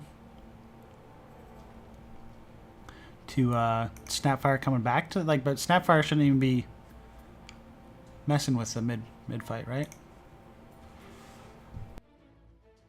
I apologize for It's confirmed. Map hacking. I apologize to anyone if I'm I keep forgetting to do the hardware mute versus the software mute for my sniffles here. Which I don't know if you noticed, but my voice has been affected by it too, and I've not been happy about that. I think this is board pinging at this point. Maybe they're mentioning that Snapfire's mid, so he can't be top. Go on Slardar. Yeah, I think there's just way too much pinging going on here. Where do you think that ward was? That's the problem with pauses, is information processing is allowed during a pause, and that just skews the game a little bit. I mean, you can't do anything about it, but it is what it is. These backside, these large camps or medium camps, whatever these are, those are so hard to unblock for an offlaner. Top or bottom or both? So bottom, right now bottom, both lanes it's affected, but this game in particular, it's the bot lane that's blocked. Because when it's down on the river like that. Oh, I hate because those. that box is so huge, the only way to unblock it with one ward is to put it in the center of the box and then walk around the entire thing trying to find where the ward's at. And while you're doing that, the enemy pause 5 can just be there killing your ward. Right? So if the enemy pause 5 is on top of it and they see you going to de-ward, either you put it in the wrong spot and you wasted a ward, or you put it in the middle and then they just clear that middle ward before you find their ward and you just lost a ward, right? Meanwhile, that's 30 seconds that you're not doing your job. Exactly. As, harassing, zoning.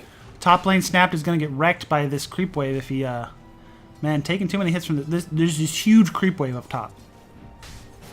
So. Oh, wait a minute. There's a hero called Snapped. That's way too confusing. Oh, I'm sorry. Snap needs to be playing Snap Fire. I can't handle that. Okay. I'm gonna call it Bashy. What do they call it in the Ags lab? It was Smashy and Bashy, so the Smashy.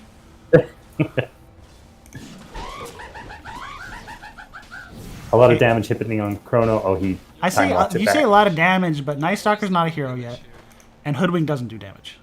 Not until he was tied to a tree.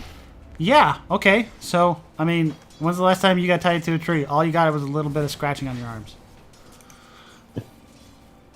Not that I've been tied to a tree, guys. How are these last hits doing? I mean, it's pretty even so far. I think the outlier here is Bashy. Is kind of behind. Low on health too. Yeah. And out of regen. He's got the Fairy Fire. Oh, there's a self. Yeah, and oof, courier kill. I was gonna say top is his Radiant top was having issues, but they just got a free courier, so I mean that kind of makes up for it a little bit. I was just gonna say Snapfire only has a Blightstone, right? There's nothing else in her inventory. Huh. And a pair of Clarities. Those don't count. You can't light those up until the fat lady sings. If one Clarity is good, two has got to be amazing. And a Bassie. There's that Bassie you Bassie just got delivered? Yeah. Okay, that's good. I'm gonna say starting with a Bassie is my favorite opening items for any support.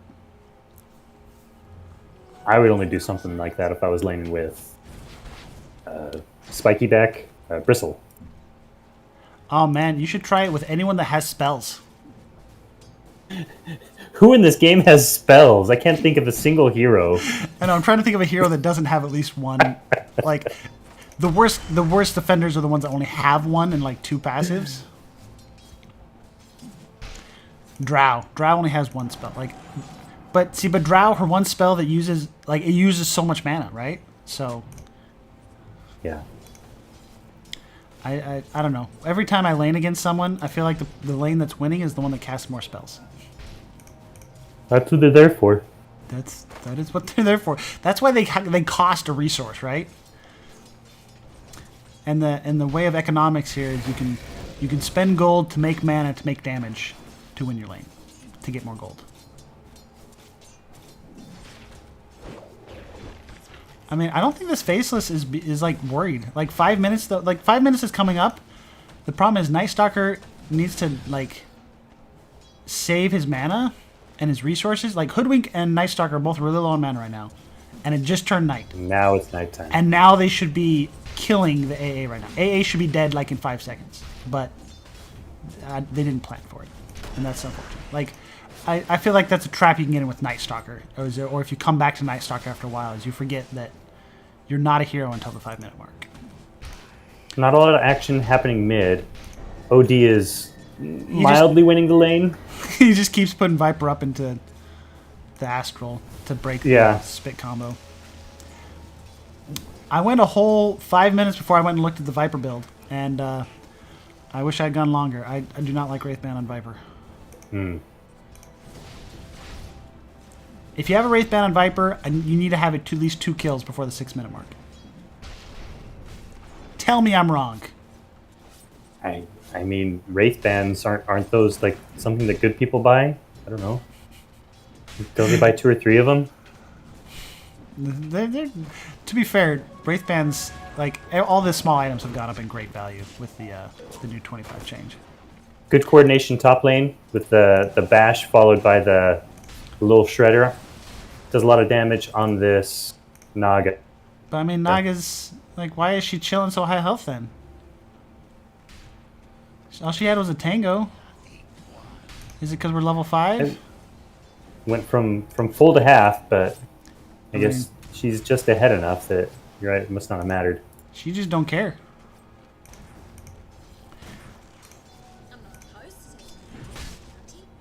I only said that not to make fun of you, but to make fun of the fact that even their good coordination did not have much payoff. Yeah. We do have the Soul Drain on Roxy. Spirit Siphon. Yeah. That helps to encourage them not to get too close. Yeah, I find the problem with Slardar, though, is you got to commit to the risky fights, right? If you're not committing to risky fights, then you're not playing at your full potential. Speaking of risky, I think the Slardar is going to die. I agree. I'm calling it. Here we go. Siphon. We finally get a first blood. Oh, cookied out. Whoa, now. Cookied deep into the trees, and he runs away with his Guardian Spirit. Nice play.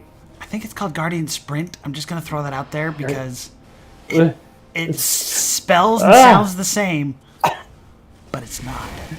Why would it be called Guardian Sprint? He's obviously spiriting himself at a fast run. He doesn't have feet. How can he sprint? Yeah, I get it. Fast running is called spiriting. I speak English. No, it's fair because I made that distinct. I've made that before. Like, I may or may not have confused those words before on that character. Ow. We do have Meme Hammer on this OD.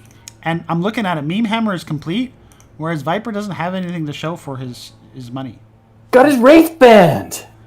Okay. And a Magic Wand. Does he even get wand charges? Does he get wand charges if he's astraled? No. Because he's off the map. Yes. That's the spell that keeps being used against him. Don't get me wrong. I do enjoy a magic stick on Viper. Oh. Wraithband didn't do you any good. You didn't block any damage with armor. Like, no. Your attack speed didn't matter there. So how does the OD spell combo work? Remove your opponent's mana pool and then delete them. Do you cast Vanity's Eclipse while he's in the orb? And then it happens, it takes effect when he appears? No. Just the Astral Imprisonment does a little damage when he come out. So he probably didn't die to the ultimate. Like, if someone dies... Vanity's Eclipse was used there. Yeah, it's on cooldown. He died while off the map.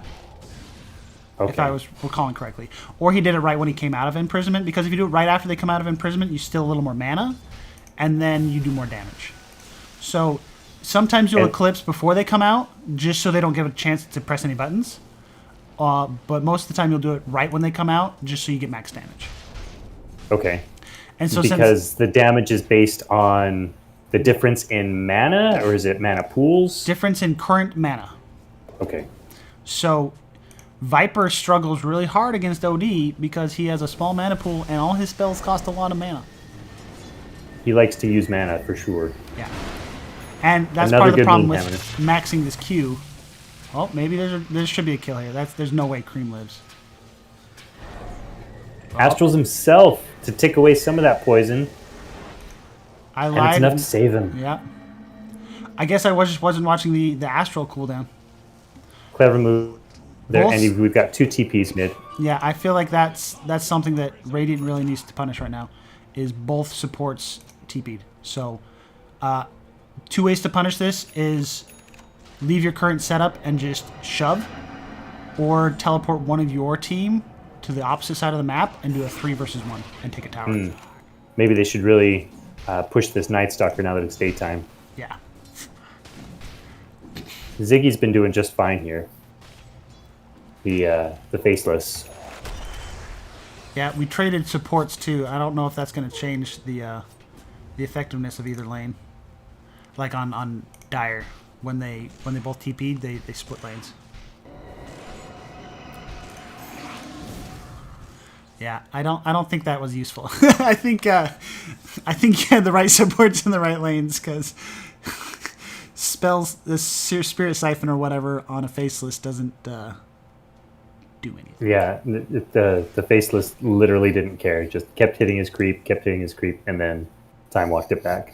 Yeah, and Time Walk is basically guaranteed to break the Siphon. Like I think the only way it's not going to break the Siphon is if you're max distance one side and like go through. He time walks towards the Death Prophet. Yeah, you have to actively keep the Siphon going as a Faceless using Time Walk. Even then, I'm not even sure if that works. You know what I mean? Let's do item check. A lot of mana items on Hoodwink here. He's looking for looks like Mana Boots into Aether Lens. But let's go actually through the order here. Mana Boots AA going for Shard. Shard, I think, does something with his auto attack, right? Faceless Good question. looks more broke than he is. What does he get? He must have something on Courier? Oh, Shard is Ice Vortex upgrade. Dragonlance on Viper, I'm not going to complain about that. I've done that before. If you want to hear me complain about that, go watch a previous match with Viper.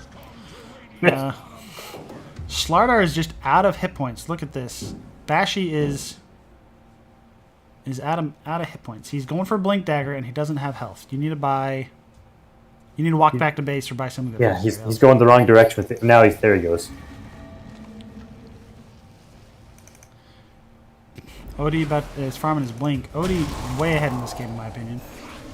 Saw it die. Right, Looks like it got punished. I think OD's the one who needs to start moving around the map and help him make plays to stop this Ziggy from being so comfortable. We're not going to comment on Night Stalker's death.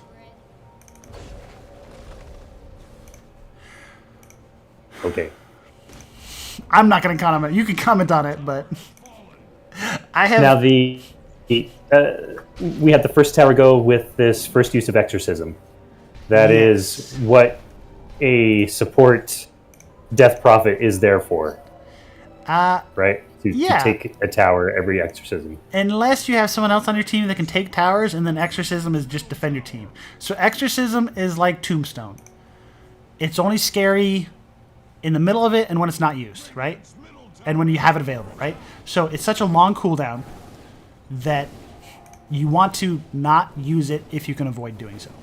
So sometimes just the threat of activation is powerful enough. Like, I can't dive a team that still has Tombstone available. But as soon as my opponent plays down Tombstone, I now don't have to stress about it anymore, right? I just get out of its range, and I now don't have to care. The Chrono down on Night Stalker. Night Stalker dead. Yeah, that Chrono Snapfire combo. Also, the Ice Blast went down on him. Ooh, someone died Dude. mid? Viper died mid. So Another one of those Sanity's Eclipse go off. Yep. Yeah, a 3 for a 2. I think, honestly, you said OD should rotate. I don't think that's the case. I think OD should just follow Viper around and make him wish he wasn't playing Viper. Like, And just meme hammer this tower to death. I guess that is, making decent enough space for this Naga. As comfortable as Ziggy is, Naga is equally comfortable. And let's go net worth. It looks like Naga is ahead. 1k ahead. Yeah. But look at the OD to Viper. Oh, This is why. Okay, I wasn't gonna say it. I'm gonna say it. This is why I don't like right-click Viper mid. Right-click Viper off lane, yes. Right-click Viper mid. If you don't stay ahead, you fall behind, right?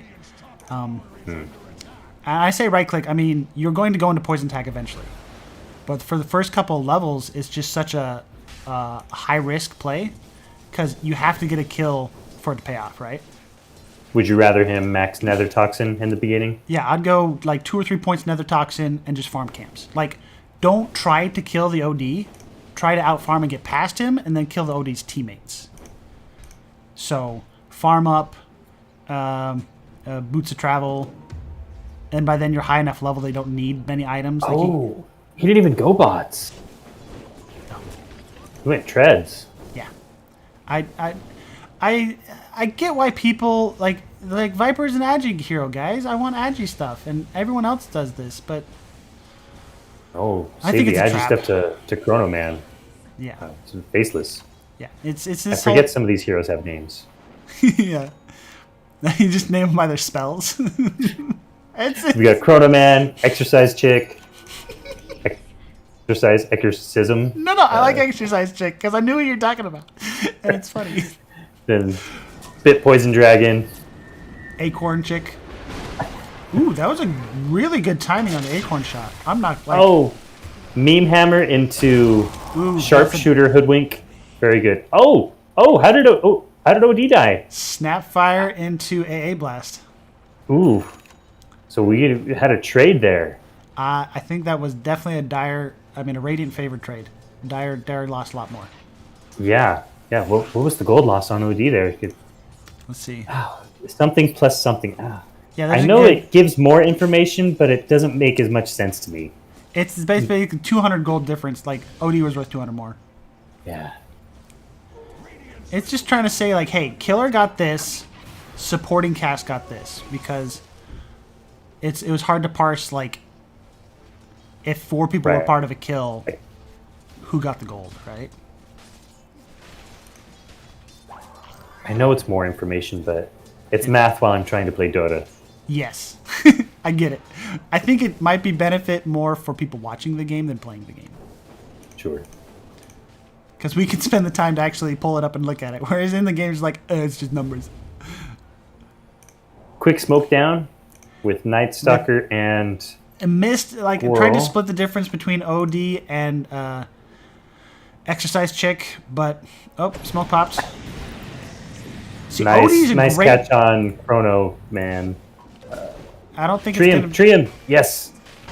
And Sharpshooter. Oh, Excellent. Before barely. Kept him silent so he couldn't time walk out. He was in the middle of the animation there, too. That is the pickup that they wanted to get. Yes. And see, that didn't involve OD, right? So I think OD chases the Viper around, and then Hoodwink and Exercise Chick hang out with Night Stalker, and they just go punish side lanes. I need to go through all of Death Prophet's cosmetics and see which one looks like An exercise? a jogger suit. So she can be the exercise chick. Top lane, a split. So Naga Siren, this is where you can split push. Because remember last game, Drow was split pushing, right? And Yes. Drow cannot split push.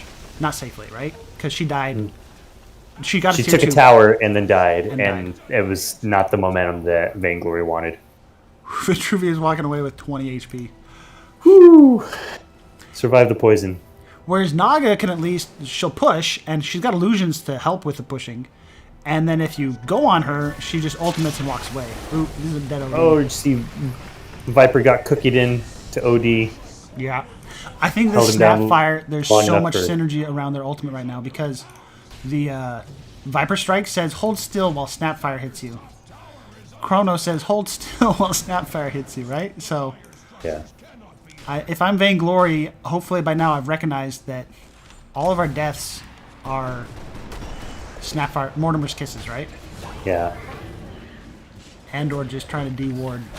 That was Shredder kill there. Yeah, but Shredder that was let me walk across the river to de-ward a sentry. Like, you shouldn't have been there. It's a sentry. Those are my deaths. Yeah, that's That's why your bracket. That's the Mega Mat special. That's why your bracket has a special name. Oh, the special bracket. We take the short bus to practice. All right, here's the kill squad from Radiant. I really like this idea for identifying what your kill squad is. Because when you're playing, you naturally kind of fall into that rhythm on good games. And on bad games, it's because you didn't fall into that rhythm, right? Of who should I hang out with? Who do I need to be playing with to make kills happen? Okay, Viper was probably facing the wrong way for that, but... Yeah, that wasn't supposed to be an escape cookie, was it? No, I think that was supposed to be a kill cookie, and Viper was not having the... It was not on the same page for that. Viper was like, get me out of here! Oh, Exorcism popped. And immediately dead. And... Yeah. Alright. I'd rather just take the death. Is Naga gonna TP out? No. Naga dead to Viper ult. Sanity's Eclipse down. And the Chrono.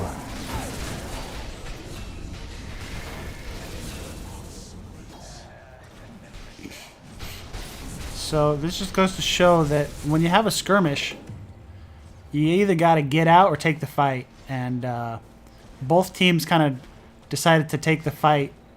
One of you had a better team fight. I don't even know if it was just Dire wasn't ready for the fight, or just not on the same page, or if just Dire came to the fight later. I wasn't paying too much attention. It was that Radiant kill squad collapsing on the Naga. Yeah, and so Dire had to kind of scramble to get pieces together, and like the Naga ult is good for setting up around your team, but it's not good for killing anything. Whereas the Faceless Void is all about cleanup and ooh, is Faceless gonna die to these silences? He's got 2 silences. He can walk in a second. There he goes.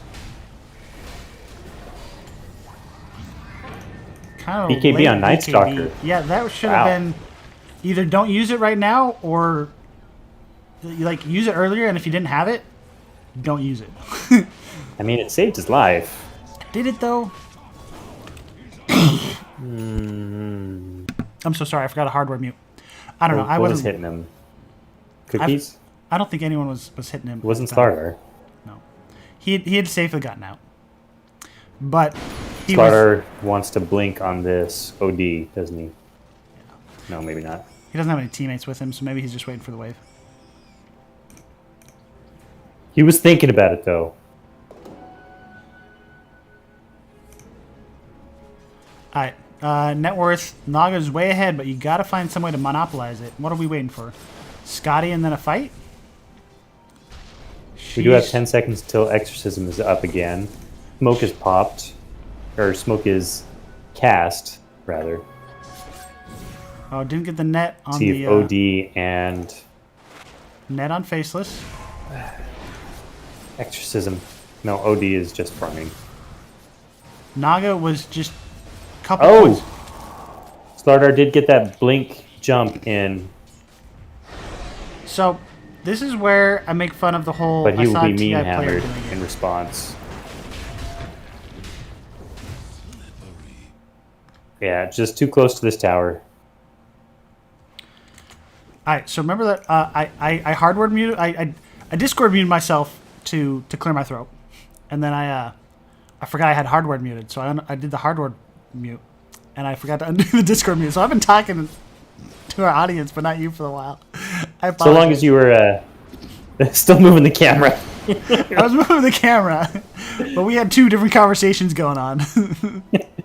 The audience could only hear one of them, or did they hear both of them? I think I was hearing both of them, but it was kind of like you take two random conversations and overlap them without too many of the words, like being, like, I don't know. It was kind of fun. Premium watching experience here. They also got me clearing my throat, and it's I apologize, guys. I really wish I could set a keybind to do that hardware mute, because I can't find a way to... I haven't found a way to do that digitally. And OBS is, you know, all about hardware inputs, right? Looks like there's a good fight brewing up top. All ultimates are up. Faceless farmed up... Oh, I thought we caught Faceless. That was AA.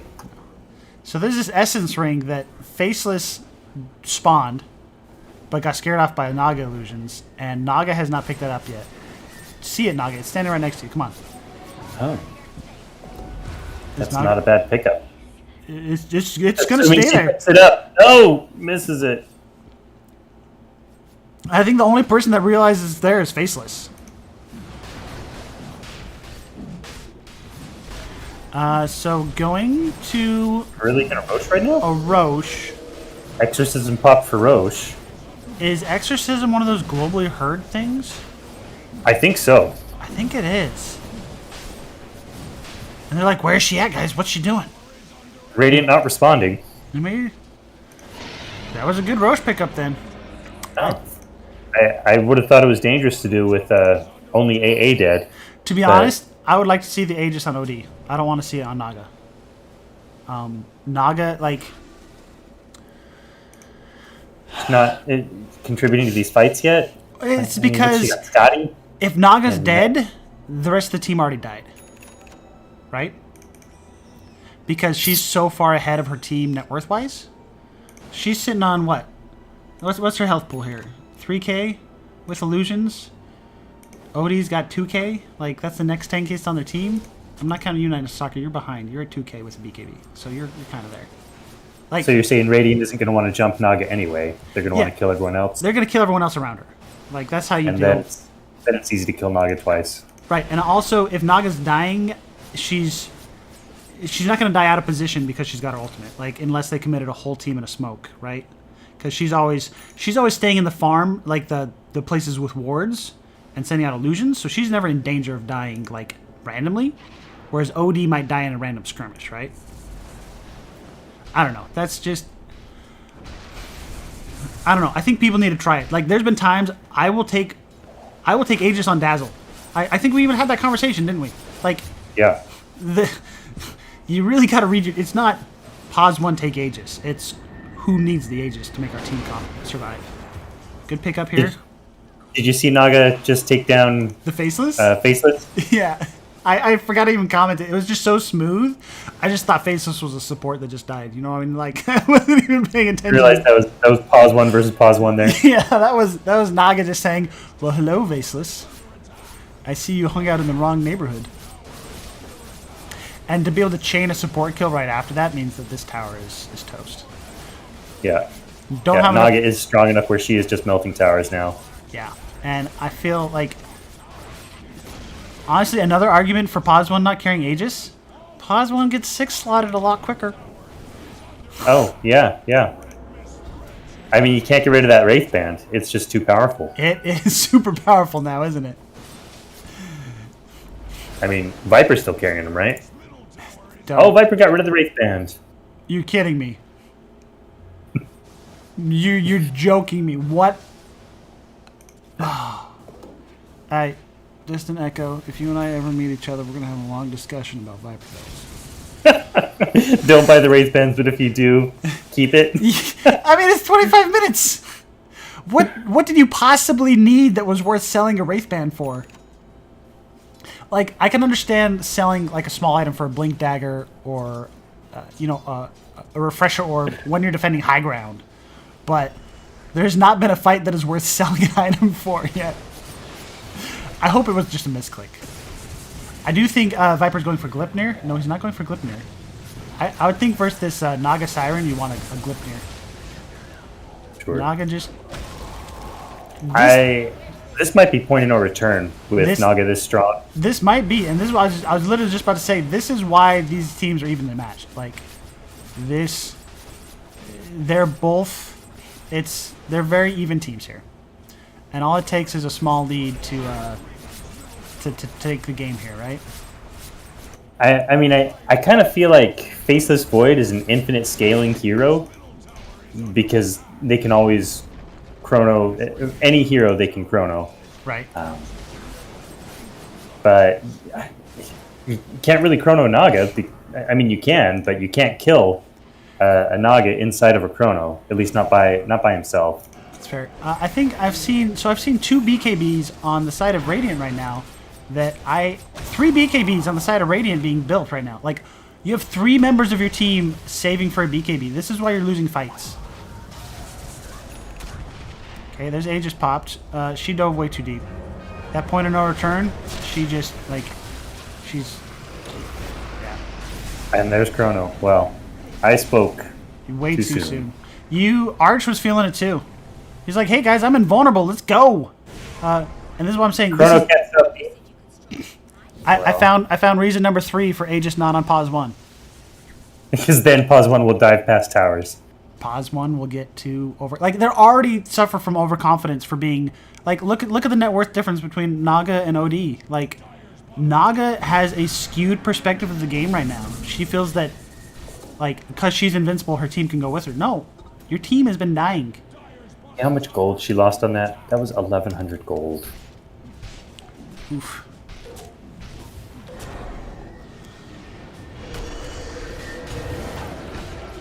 Alright, so spirits out do not make you invincible, Roxy. This is why pros play pause 5 Death Prophet. I'm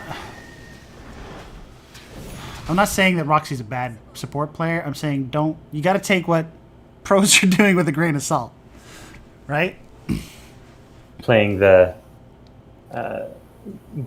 the exorcism like she's a powerful. I say she is Death Prophet because right. Playing it like a strong mid. Yes. Pause 3. You're playing the hero like you've seen the hero played, which is, I have exorcism up, I'm a god, let me go in and murder the entire enemy team. No, you're playing support Death Prophet. You have no items to back up and no levels to, like, not as many levels to back up your strength. Casual plate mail? He's going to Shivas? That's building into, is that what that is? That's what it should, oh no, it looks like it's going into a orb, Lotus Orb. Okay. See, so, I mean, that exorcism would have been great if Roxy had stayed on the back lines. Yeah, you gotta hang back with it. Let the ghosties do their trick. Yeah, and that's the problem when you're playing these. Like, I think the monkey kind of had that issue last game too, where if you're used to seeing this hero in a core role, it plays completely different in a support role. Because we just saw that exorcism. Like, as soon as exorcism was popped, Roxy's cursor went to the enemy base and clicked, right? Yeah. It was just run at the enemy. And Viper was just like, okay, I will kill you. Goodbye. Alright, so Naga's up. Let's see what happens. What was that? Was that a misclick song? Or was she trying to song? She's trying to song into position. Yeah. Song is BKB piercing, correct? Yes. That's why I was kind of confused at 3 BKBs being purchased. And also they were about to lose the game if Arch hadn't thrown. Because BKB is such a build-up for, like, the build-up for it sucks, right? It has a really large gold recipe, and all it is an Ogre Axe and a Mithril Hammer, right? Which are... The Ogre Axe is actually pretty good value, but the Mithril Hammer is not something you like to have just casually in your inventory, right? I don't know. At least I don't. Especially if you're not a right-clicker. Yeah. Well, to be fair, it was a Slarder and a Viper and a Faceless, so yes, they all right-click, but you're better off with... No! You know what I mean? Like, they're all right-clickers. I will give them that. Like, the Ogre Axe, it could be worse, because there are some people you buy a BKB on and you're like, man, I hate this Ogre Axe so much. But, like, some of these people don't even have it in their inventory. Like, Mithril Hammer versus Bracer. Bracer is staying in inventory because it's better. Blightstone versus Mithril Hammer. Guess which one's in the inventory? You can't cheat and look. You're supposed to guess. You didn't guess. Sorry, I'm watching this tower get hit. It's not getting hit. It's invulnerable. What's Nightstalker doing? Positioning up here on top of the stairs. They're ready for this fight. He's got ult. He's got BKB. Hopefully they don't use it. The biggest thing here is when you're on these sides supporting this tower pusher, like, just don't do anything till Naga goes in. Like, until she's being gone on. You don't want to commit your protective spells before the enemy commits their offensive ones. Otherwise, you just lose your tower push potential, right? the game of patience again, right? Yeah. Whoever blinks first. Like, I think that's been the theme of this series for me is you got to learn who you're playing chicken with. Or dolphin. Or dolphin. You guys heard his dolphin. Do the water bottle dolphin thing. Let's hear it.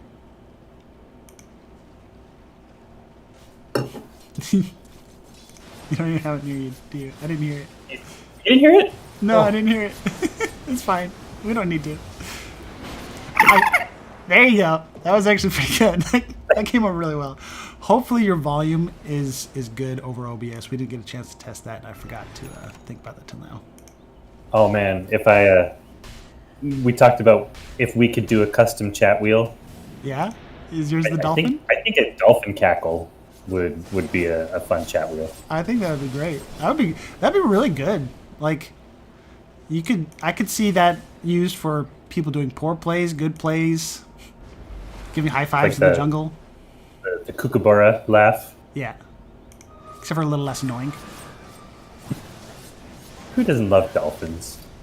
Exactly. Whereas kookaburra, if that's in the thing, I might just lower game sounds. Unfortunately, the reason I don't hear these globally present ults, like sound-wise, is because of voice lines, right? So I have to turn down the game sounds. Maybe I need to go through my sound settings and have someone just like, I think voice lines are underneath the same category in the settings, right? As enemy spells and stuff? Probably. I think they're all game sounds, yeah. I don't know if you can change them. So there's a smoke. Dire smoked up to try and get this Faceless. Faceless TP'd out, though. Yeah, and immediately Radiant is also smoked up now. Yeah. OD trying to set up by himself? What are you doing, OD? You should have died. No, he was wise to get back. If I started if it counting... were me, I'd be excited that I Astral Faceless and I would have stayed, but he 100% would have died. It took like 5 seconds to get back to his team. Pretty early BKB on Viper there. Also got Chrono by your team. See, this is what I like about the BKB piercing. Oh, did we land it with a hammer? I didn't see what she landed it with. Things are dying. What happened in that Chrono there? How come Ziggy wasn't moving? Song. Song, okay. Yeah, because that's what we mentioned. The song was the counter to the ult, right? So Okay, Faceless blinked first, used his Chrono, and then Song just came out and said, "Your Chrono sucks, sucks, sucks, sucks, sucks." You can't see it, but I'm dancing. I don't think it would have been the best Chrono anyway on this Night Stalker. Right, but normally you can still get something out of an okay Chrono, right? But Naga just came in and said, "Ooh, hello, Chrono. Goodbye, Chrono." And a lot of survival for Faceless, I feel, is on the Chrono, right? Yeah. And in fairness, Faceless didn't die. True. The rest of his team did. The rest of his team did. But Faceless didn't get any kills. Like, because usually what happens is, you know, Faceless gets a couple kills. Sure, if your team dies around you, it's down to like 2v3. And Faceless can handle, you know, 1 or 2 targets at a time. Faceless's weakness is like the multi-hero fights. Right. He wants to finish the fight with the Chrono. Yeah. Or start a fight and delete someone, and then he relies on the rest of his team having the numbers advantage. Which I guess was what he was trying to do with the Night Stalker pickup. And the rest of his team was there to hit it from outside. Viper was supposed to hit it from the outside, but Viper got caught in the Chrono. Yeah, and even if he hadn't been clipped, though, unfortunately, like I said, the Naga ult was there to protect it. And to be fair, there's fights going on and we're talking. It's fun. It's fun to watch. So much damage on this Naga, but Naga's got heart now. All we saw... Oh, goodbye, Naga. But... Naga round 1. Can Naga round 2 get out? I think he used Song. Yeah, you got to get out of there. Chrono's going to come up right afterwards, though, so this could be bad. Yeah, Chrono's up. Chrono's up. Hit it. Hit it. Hit it. BKB Chrono. Oh, so beautiful. Such good coordination there with Radiant. Yeah, it's who blinked first. You know what? You're right. Don't. Especially with the heart on Naga, you think she should be the one to pick up the Aegis, but you're right. I don't think you give it Every to her. time Dire is ahead, they lose because Naga has Aegis. There's 3 buybacks, so it's not GG. But I mean, like they lose the fight, like that. I'm like they lose momentum, is what I'm saying. Not they lose the Right. game, but they. The I mean, that's Aegis, twice that Dyer could have finished this game and lost that fight. At least Naga wasn't behind the tower this time. right? But she was still in a very far forwarded position, and you need your pause 2, pause 3 to have that safety valve of Aegis. Because Night Stalker can dive the back line a whole lot easier if he's got an Aegis on him, right? I still would put on OD. Or honestly, Whereas Death Naga, Prophet. the illusions.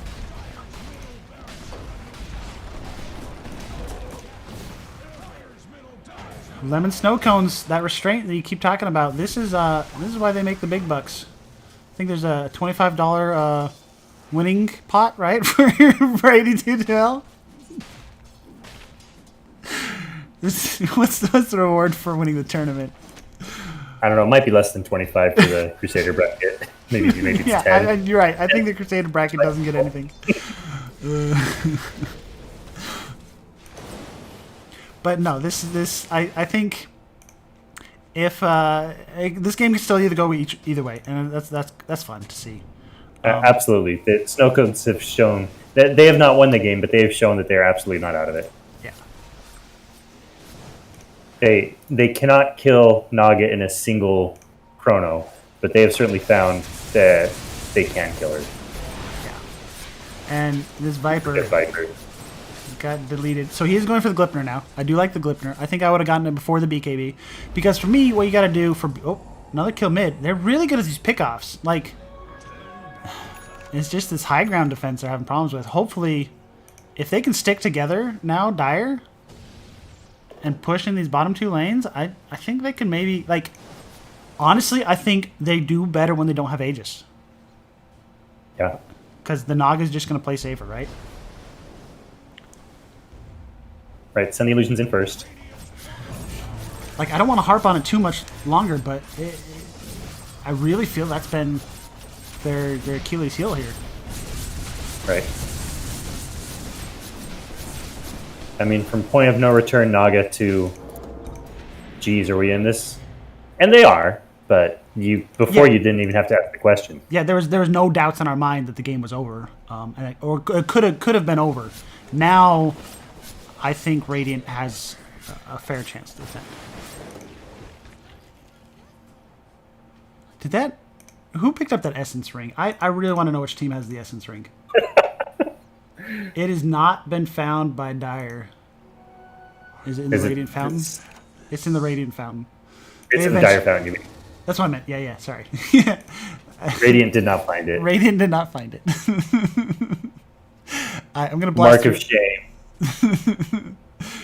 That's okay. No, but Radiant had to retreat it. It was whether or not Radiant went and picked it back up after Dire Yeah. didn't see it. I'm clicking through the items really fast because every time I click and talk about them, I never get through them all. You know this button next to the graphs shows you everyone's items real quick? I don't know if that's helpful to you or not. Like the little sword and shield button. You know what? I always had to click on the scoreboard and then the show items button, which is like huge on the screen. So, man, where were you like 9 casts ago? I can see the mini map and like, anyway. Both teams kind of setting up in their jungles. Oh, yeah, no, I guess This Chronoman's DD, here in the triangle. whoever gets this DD is going to feel super ready for a fight. Ooh, Viper denying it right before the blink. I think it's very brave of Cream to blink for a DD. Because I've died many a time going for a rune. I think the rune spots are very well done. You know what I mean? Like they're very dangerous territory. Yeah, yeah. High risk, high reward. Yeah. I'd like to see a gem from Hoodwink. Oh, I say that. And guess what is queued up in the buy list? Gem Smoke. Because Hoodwink's one of those heroes that has the I can see high ground. Look at this ward spot on the top of the map. I'm looking at it. He's gonna die in a second. Oh no! Yeah, get this Dark Ascension on him. Jump on him, silence him, blink him. There it is. Oh, he doesn't need Dark Ascension. Oh. BKB. Are we gonna song? Song him! Song him! Do it! Do it now! Oh. I don't know why song was not committed. Faceless doesn't even have enough for buyback. That could have been... There's a lot of blinking going on. A lot of blinking. Hoping for the bushwhack to whack his bush. I feel like as soon as BKB was popped, I would have just immediately ulted. But remember, that's us from an outsider perspective, seeing all the counterplays like that are capable of. It is very easy to armchair this. It is very hard to play it. Yeah, exactly. I don't play Naga because I screw up songs. You know what I mean? Yeah, I don't play Naga, but I do know how to mess up an ult. Yeah. But I mean, that could have been game ending, or at least another set of racks. Because the problem is, right now, Radiant is winning the lane. Ooh, pickups, pick-offs. So that whole frame rate thing about if you BKB while CC'd, you will come out BKB. That's right. Highest priority. Lotus Orb down, but Snap still dies. He's gonna die too. Fire. Faceless cannot defend on his own, but we do have buyback on Snapfire, which we know is the best thing to throw in the Chrono. This Faceless knows that if he's alone, the best thing he can do is split push or Chrono to buy some time. But unless there's someone else doing damage outside the Chrono. I don't like the Snapfire committed her ult. I thought Radiant had a really good bead on what their game-winning combos were, but because the Snapfire ult... Go for it. 2 non-Naga kills in the Chrono, so that's a good. It's just not enough, though. Yep, there goes Void. There goes Slardar. You can't stand in the illusions, folks. Void round 2, but no ultimate. Yeah. Also, I don't know if you noticed, but Roxy, I think, learned his lesson on the whole, I have exorcism, but I'm not invincible. Did those ghosties kill the ward? No, he was right-clicking it. But right-clicking on the ward made the ghosties go to it like they were attacking it. See that? I have recording of it, but I wasn't looking at it. Also, guess what? Archer's gonna throw. I honestly hope he kills the Aegis. I would like him to destroy the Aegis if they pick it up. Well, what does he take away? Does he drop his boots? Did he drop his butterfly? Okay, Arch has the Aegis. What are you gonna do with it? Slardar dropped an item. Okay. Here's your song. Sing and get out of there. But he's got the Aegis, so he's not leaving. I mean, let's see. We got. That song didn't do anything. The team's coming back in. It bought like 4 seconds for Reses to come back. Okay. I mean, that was as good as an Aegis deny. But Faceless is dead, though. To be fair, Faceless did die in that exchange, so it's a lot safer play. Attack on Faceless. Here's GG. Okay. Whew. Way to close this out, Vainglory. Nice job, teams. That was a fun game to watch. Great series, fun game. Look at the net worth difference on this chart. Man, you hate to be a support with only 9k gold. Oh, this is not a best of 2 though. Oh, this is best of 3. This is the bracket game. Oh, this is gonna be great. I forgot. Oh, well, don't cancel what you're saying. Minor detail. Okay. Man, this just got real. Oh, I forgot. I was going to say, good series. Teams ended at the same spot where they started. You were ready to sign off. I was too. I was like, yeah, that's great. I like to see even teams come in staying even, but this is a competition. No, Someone has to one progress. team has to go to the losers bracket tonight.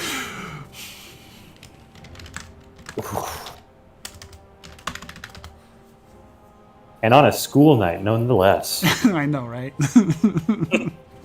I don't have to go to school tomorrow. But your kids do. My kids do. I'm not home, though. My wife takes the kids to school tomorrow, not me. Okay. I get to sleep in my hotel room. Nice. All right, small break for us, yeah?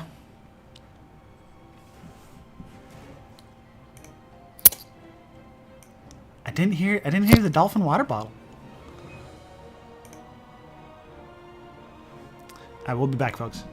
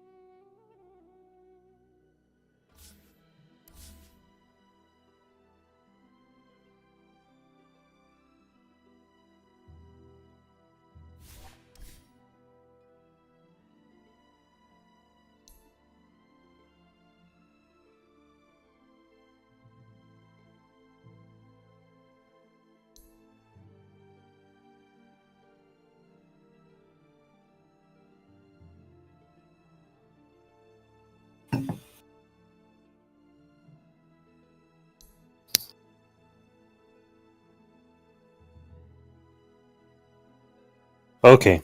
Refilled my bottle. Emptied my bladder. Grabbed a candy bar. You know, if you had said those in the reverse order, they would have been a great joke. I did not empty my bladder into my water bottle. I mean, you have seen Waterworld, right? I have always wanted that machine.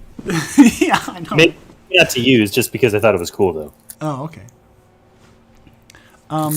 So if candy you bar. look at the score screen, Naga Siren has 2 acceptors because the end of the game with Blessing in inventory instead of Boots. Whoops. Like, I guess. I don't know. Like, because there's that mad scramble for the Aegis, right? Because there's like 3 people clicking on it. I know Slardar didn't put stuff, like he had stuff missing from his inventory when he died. The mad dash for the Aegis was an exciting finish to that I did. Cookie Naga out of the Roshan pit. Yeah.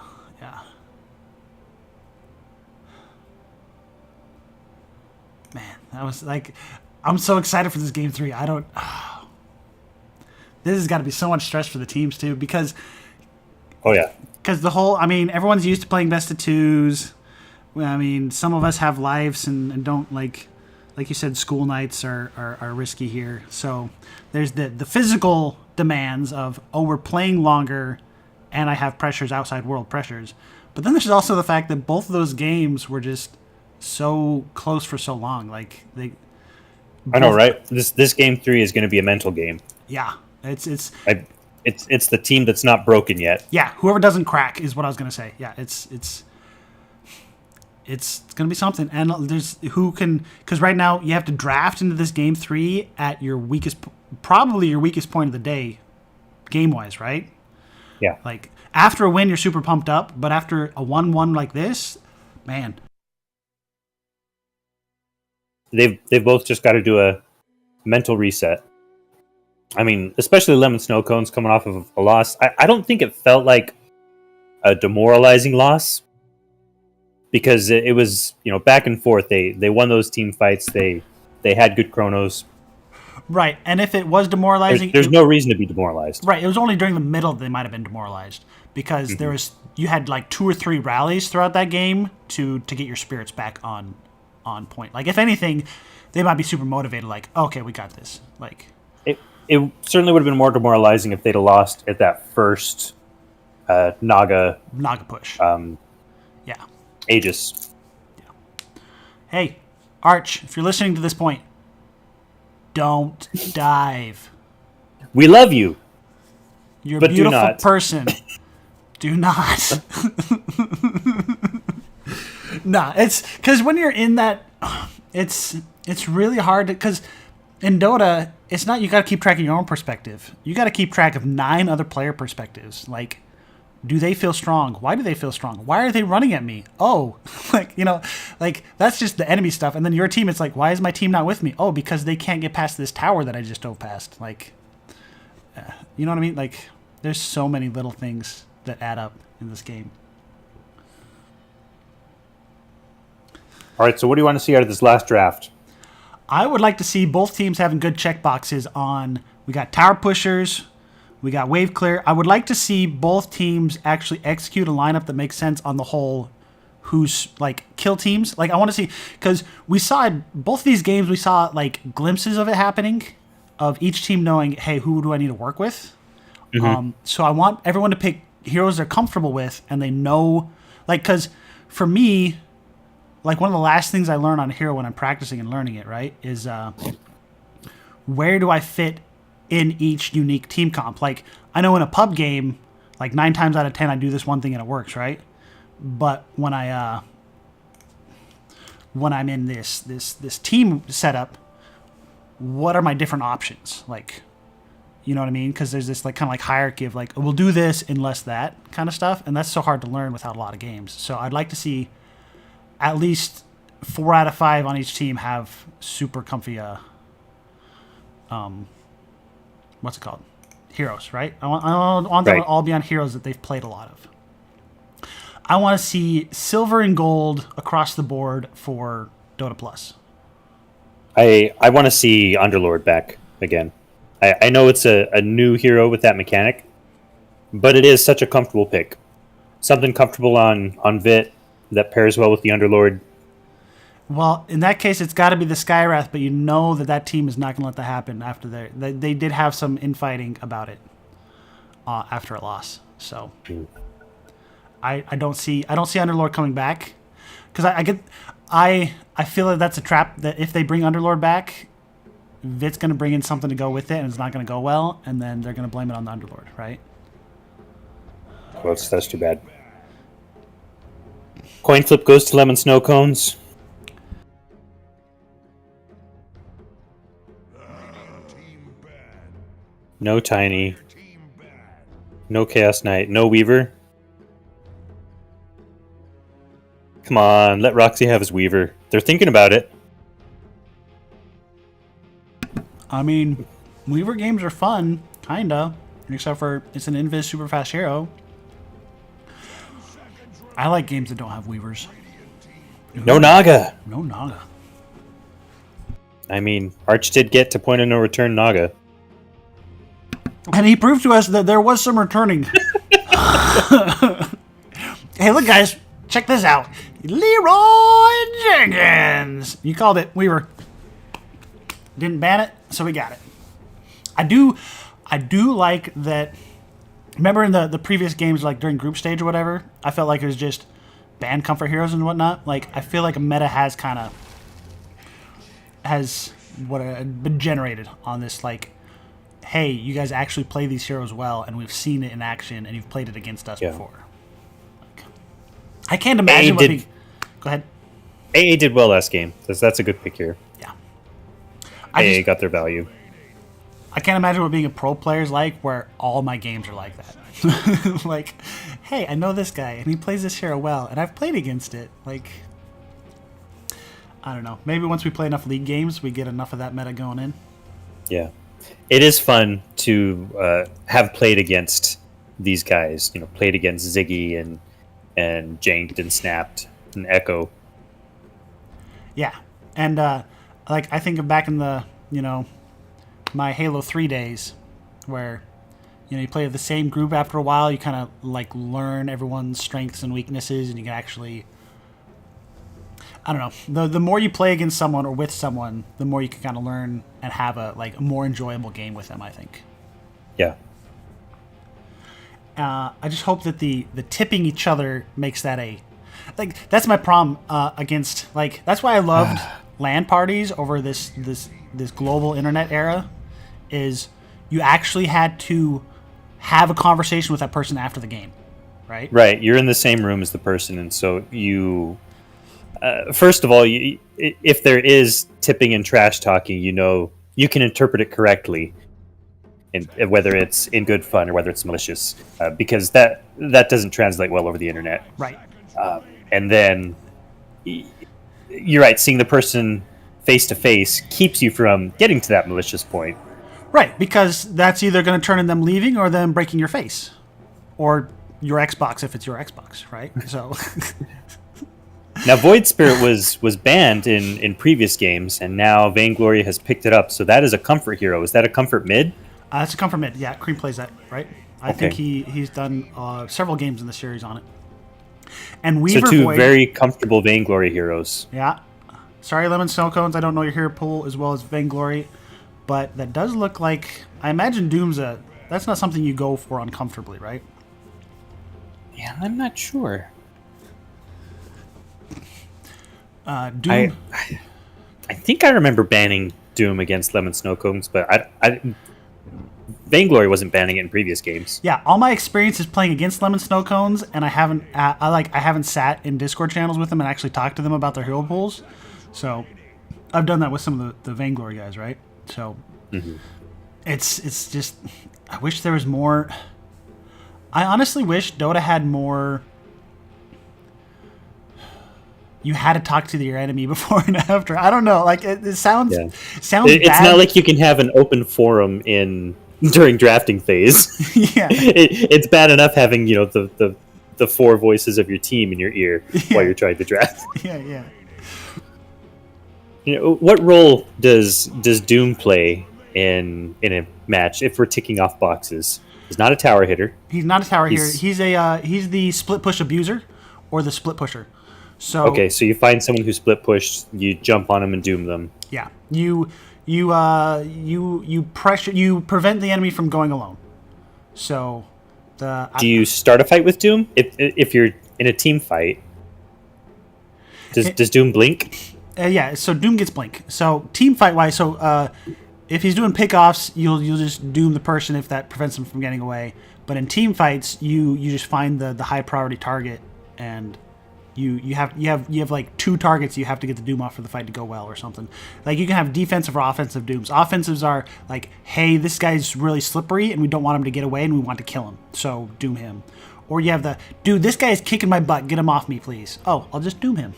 Fair enough. Like a core Weaver is an excellent doom target. Yes. Because that's preventing a lot of damage and that's securing a kill. A support Weaver. Oh, can a support Weaver save someone who's doomed? Yes. Oh. I would still like to see the doom go off on the Weaver. I don't know if Lemon Snowcones has thought that all the way through yet, though. So yeah. I don't think you're going to cleanse the doom, but you might. I don't think the doom will get cleansed, but either way. But no, it'll time out though. You'll have the health refilled, and then the doom will time out. So the biggest thing is Pot of Vainglory has to have a team that can safely retreat, because Ancient Apparition, his ultimate is you tick away and die. Doom is you tick away and die, right? So we have to have ways to get out of a fight. Otherwise, Lemon Snow Cones is just going to dominate these fights with, guess what? You all have ticking time bombs, and you're going to stay near us and die, right? Void is a good Doom target because that's someone that wants to, or that's someone that can get away from fights. What'd you do? Jump in. Oh, sorry, Okay, you're good. grabbed it with my hand. Keep going. Void Spirit gets in, gets out real quick. Right, but Does the if he the- gets the in and gets circles. doomed, he can't get away anymore. No, and can't do his little remnant stun. Can't do his. Yeah. Isn't there something that does like a damage soak? Yeah, his is all the spirits have a. I guess Earth Spirit doesn't have it, but the two mid spirits have the. I forget. Absorb. One of them is physical damage. One of them is magical damage. Yeah, Is Void? I never physical? know which one's which. I would look it up, but I'm going to screw something up with my interface, and I just checked during our last break. Stream's going well, so I don't want to touch anything. You know what I mean? I'm not comfortable enough with my setup to risk that. If it ain't broke.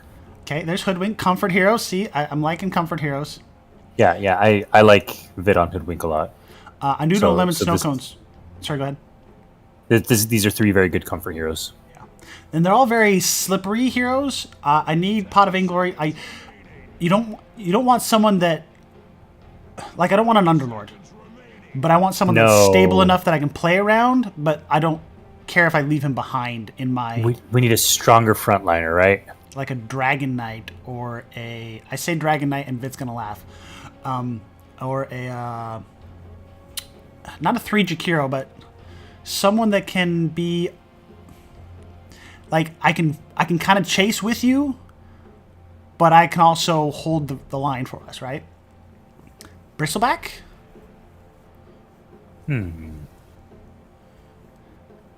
Someone to, like, while my team is ducking and juking away, I can keep constant pressure. That's another juking hero. I don't like it. Well, we'll see. Yeah, that's not what we were looking for. Sorry, try again, Vainglory. Undo. We'll see if it works out for them. I mean, you got to. I mean, Night Stalker did very well that game. Yes, Night Stalker did very well. See, Spectre, this is abusing the ducking and juking. Like, Right. yeah, Spectre's just going to eat a Hoodwink or Weaver for breakfast because those are both supports. And He gonna find you. yeah.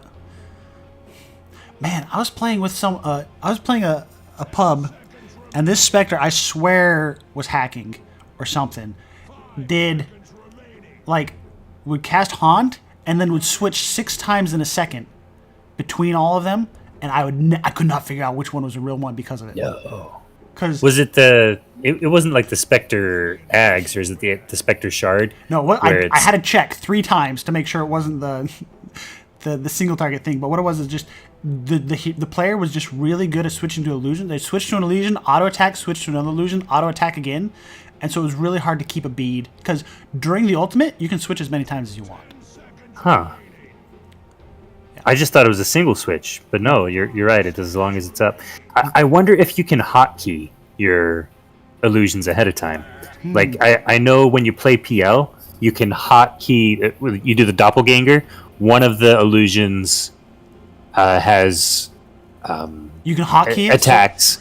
The other illusion does not attack, but you can hotkey which one is one. And so I wonder if you can do the same thing with Spectre, where each of your illusions is on a hotkey, 1 through 5 or something. Well, what was really annoying, it was also very audibly harassing to me to hear the sound go off so much. Because you know when you hear that Spectre ult, you hear the ult and you're like, ah crap, stressful. And then you hear the swap sound and you're like, ah crap, is it on me? Yeah.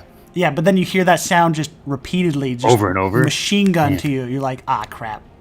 Like it's like a horror Yeah, that's- story. When I'm playing a Hex hero, it's as soon as I see that illusion, I hex it so it goes away, so it can't turn into the real one. Because I don't want to be a lone in the jungle shaman and then have a Spectre ghost on me. So some of the best Spectre plays are when after team fight happens and people are low health running away, you just ultimate, you jump to one of the low healths, kill him, jump to another low health, kill him, and then jump back to your original starting spot, and you got 2 kills. It's it's like a global spell that lasts like 6 seconds of freedom, right? So what does Vainglory to do to counter that? They still need that stable hero, but now they need it from their pause 1, so a PL. I think, they're trying to figure out what they do. The PL's banned, obviously, so Terrorblade works. That's that force of stability I was looking for. It's not... It ticks the stability box. It's still not enough stability, but at least it's range stability. So, like, I still find these fights might spread out too much, right? Yeah, they don't have a frontliner to coalesce around. Yeah, that's a good term for it. As I was saying it, I was thinking, I don't know what this word means. But it fits. Ooh, then the OD going switching teams. That's always fun. So OD against Void Spirit. I know you hate laning against OD, but if Void Spirit is Cream's comfort. Also, Void Spirit has a lot less mana issues than Viper. And I think that was the biggest strength of the OD in the last game, is that Viper was getting punished for mana problems. Every single Sanity's Eclipse was a kill. Viper death. Yeah. And Viper was stuck in that rock and a hard place of, if I use mana, I'm more likely to die, but I can't kill without using mana. Whereas Void Spirit, it's when I use mana, it's to run away or engage, right? So, yeah. See, now I can get behind this Undying hat. This is much better than the other one. I'm sorry. Was it Roxy? I'm sorry, Roxy. Your Undying hat just wasn't doing it for me. The Tombstone, especially, it's just not it. Is this Spectre a mix of an Arcana and something else? You know that's their favorite thing to do is to put things that don't go with the Arcana on the Arcana, and it does just look get a it little, looking like disembodied. I kind of like it. Yeah. You do have the floating death knives of the Arcana, which is the best feature. Oh, I take that back. The blade mail is the best feature of that Arcana. If you've seen the movie Avatar or you've played the game StarCraft, that Terrorblade skin always reminds me of Banshees. Like the little like the little jet, the helicopters that have the 2 spinny wheels on the side. Yeah. Man, this items button is so much better than the last items button I was using. Yeah, isn't that nice? Yeah. Well, but what does it look like in Avatar: The Last Airbender? It looks like the Banshees off of StarCraft. Well, but you said Avatar or StarCraft. Not Airbender, Avatar Blue People. Avatar Blue People. Oh, okay. Yeah. Avatar: The Last Smurf Hunter. Have you seen Moon Knight yet? They make a No, great... what's that? Oh, that's the new Disney Plus Marvel series. Just if you ever watch it, it has a really great avatar. Like, I don't know. They know that they're introducing the word Avatar into a movie, so they have to reference both the Blue People and the Airbender. I do like when shows and movies are self-aware. Yeah, like the fact that, hey, if we're going to say this, we know where everyone's going to think. Yeah. Looks like the ambush was set up this time, and Vainglory did not fall for it. Nice little meta progression on the rune fights. Ziggy does not understand. What? Oh, is Ziggy the one they're pinging? No, I just saw the voice line. Sorry. Oh. You're actually so good. I can't, like I said, I can't hear the voice lines because I have all the sound down. But I do think it's better that way. For rune fights, Lemon Snowcone has won the series as the best opener of Game 1. Like, that ambush was fantastic. The fact that they have plans. Yeah. Vitruvius trying to save the block for Cream. Looks like it goes pretty well. And then that's going to be a late Vitruvius to the top lane, though.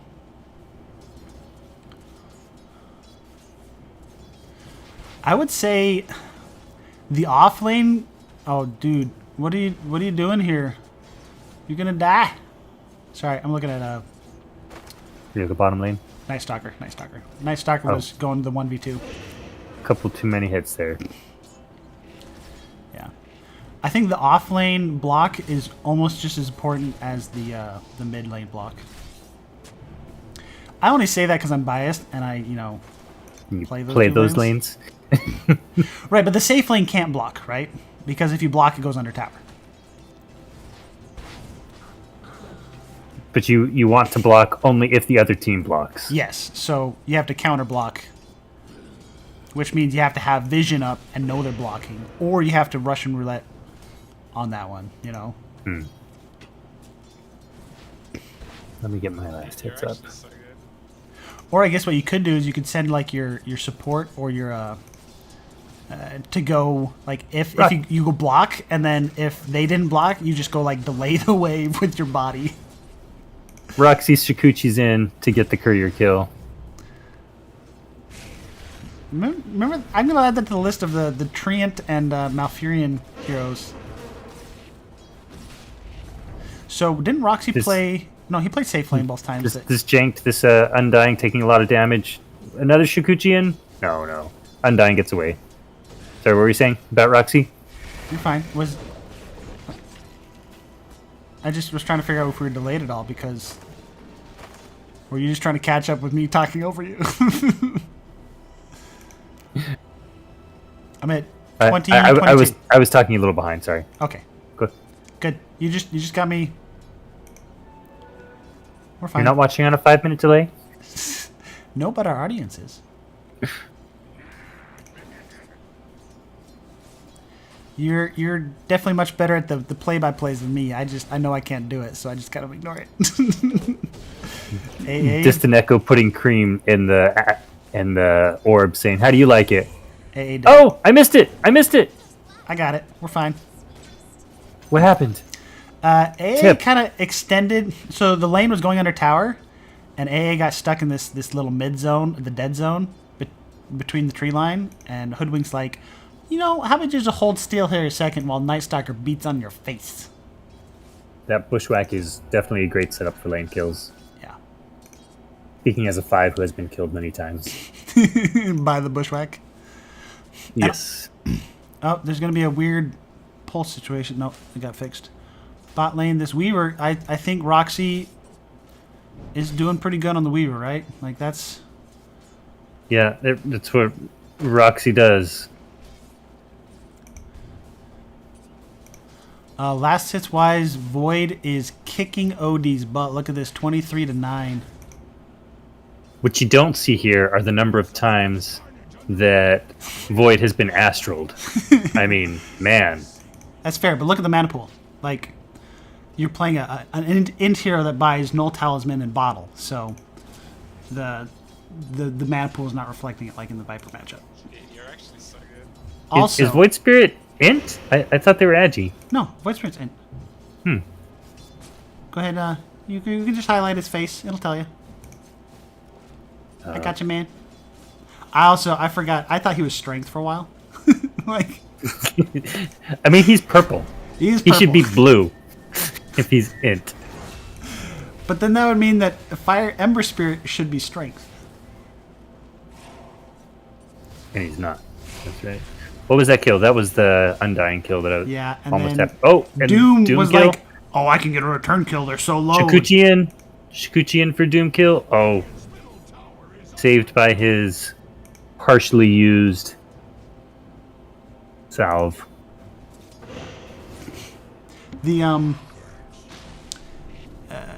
TB had Metamorphosis up. Like, that's an ultimate, right? Like, you don't walk into people's ultimates. That's how you die. Tombstone is also an technically ultimate. not an ultimate. You know what? Tombstone and Metamorphosis are the two ultimates that aren't ultimates. Okay. And I do like that they're both playing against each other, which means you can kind of more action bottom lane still. So much zoning. They are really just struggling to stay alive, and you can see who's gone up to the top of last hits. Terrorblade, but remember, this is how Game 1 went. Game 1 went the way of lemon snow cones because Oh, Cream diving mid. Neutral keeps killing Weaver. How'd that happen? Oh, Cream gets hit by the tower 3 times. he might Oh, die again. one more hit by. Oh, Oh! He was looking to astral step, I think, too. I think I saw the animation. Well, he would have lost the charge. well, there was the one more hit he needed Yeah. on a 160-second cooldown. Hey, 100. Sometimes you just need one more auto attack. Was that a Bot lane- Doom? No, he's only level 4. That was not a Doom death. That was death by Doom. Death by not Doom, TB, yeah. Doom Not by- Ed. Doom has a spell and a name, and you were complaining about people having, Basher names or Slardar names. What was it? I was upset that there was a hero called Snapped and a player called Snap, but they were not the same person. So what you need to do is next time we play, I will change my name to Doom, and you play Doom. That'll really confuse people. I will change my name to Jakiro. Okay, that's more. I accept. Jakiro's third head. Jakiro's biggest brain? I don't know. But that Terrorblade death is a big pickup for Lemon Snow Cones here. Yeah. But you're right. Vainglory has outlaned Lemon Snow Cones in both of the previous games, and so far this game too. Yeah, that hasn't really been the deciding factor on who wins the games. No. Unfortunately, the first 10 minutes help the rest of the game, but they are not the rest of the game. Yeah. And I think, like I said, I was trying to say that first game, people really need to... Learning a hero, you have to know what you do in laning, mid-game, and late game. And when each of those lanes starts for you. Because for some heroes, it's different timings, right? Like when I'm Treant, I may not leave the mid-game until, like, the final fight of the game. Just because I'm always just off pushing and healing towers and scouting out kills. Like I don't really participate in team fights, right? Go some action mid, missed a bushwhack, hopefully just ducking out. Snap did get level 6, so Doom can happen. He probably wants to look to get another You said Terrorblade kill if he snapped, can help and guess what hero I went looking for? it. Not that Snap. That Snap is not in the game. This game. I don't know if that ward got scouted out by Radiant that Dire just placed bot to block a camp and scout out the Weaver. Also, it's really funny to me that there was 2 wards in this lane, bottom lane, 2 sentries that were like, on my screen it looked like they would see each other, but they obviously couldn't. Now, at this point in the game, a single Doom is not enough to take down Terrorblade, so they've got to But it is enough to kill a Weaver. chip him down. Oh, Did not use it there's on Weaver. Doom on him. Chase? I would chase under tower more, but... Yeah, I think he... Oh, actually, he might die. I take that back. Terrorblade has low enough health pool. Oh, if he had like a tango or Not when you're muted. yeah, Here but comes Cream to I the guess rescue, though. if he had an Earn a Shadows charge, yeah. I was trying to think of things that the support could have done, like a salve. You can do a salve, one tick on a salve, but Doom ticks pretty fast, so it's really hard to get a I take that back. Cream was not to the rescue. Cream was filling his bottle. Did you see that? That was weird on my screen. The there was a bounty that was not on the center spot of the bounty thing, so it was a bounty that had spawned after another one. Mm-hmm. But the original one was gone. So someone came to pick up the bounty and did not grab both of them. At one Maybe point, that was they- Cream, as he was, filled his bottle and then came back for the second one later. We have Sandy's Eclipse going to go down. Missed. Oh! Yes, it went down, but it missed Cream as he did the thing that makes him Astral move step? really fast. Yes. That's good. That's fine. I don't know all the spells to names. Names to spells.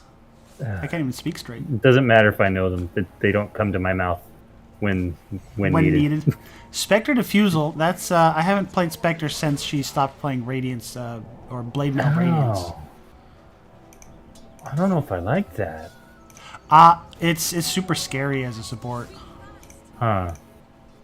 Because 1, the illusions steal your mana when she ults. 2, if the real one comes to find you, you're dead. Yeah. Hard enough to run away. 4 bodies bought for Radiant. Sorry, for Vainglory.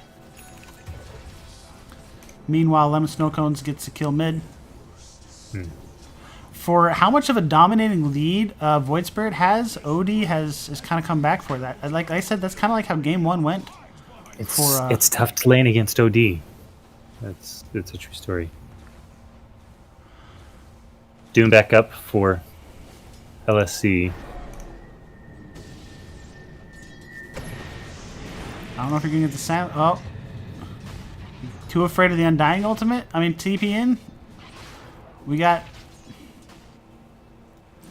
Nice Stalker all committed, but no commitment after, right?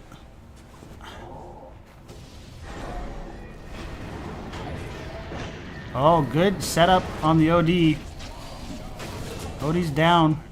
Undying, are you dead too? We're going for the tombstone. I don't know if that's the right call. AA Blast gonna kill some bodies. Oh, that's nice.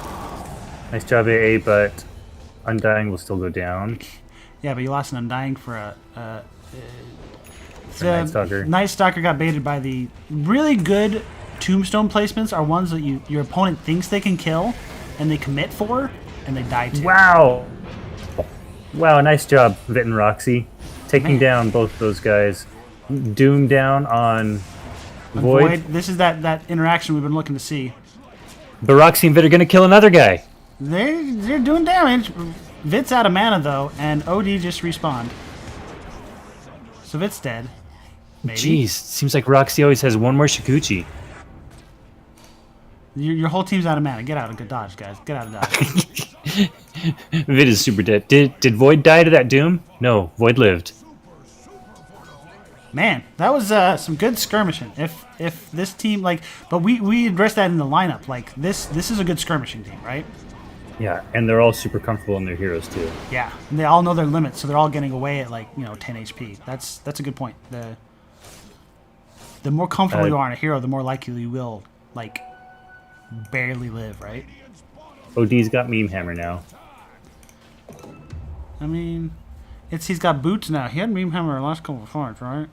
Did I think he? yeah. OD, you go Meteor Hammer first item. You maybe get a branch or two for last hits, and that's it.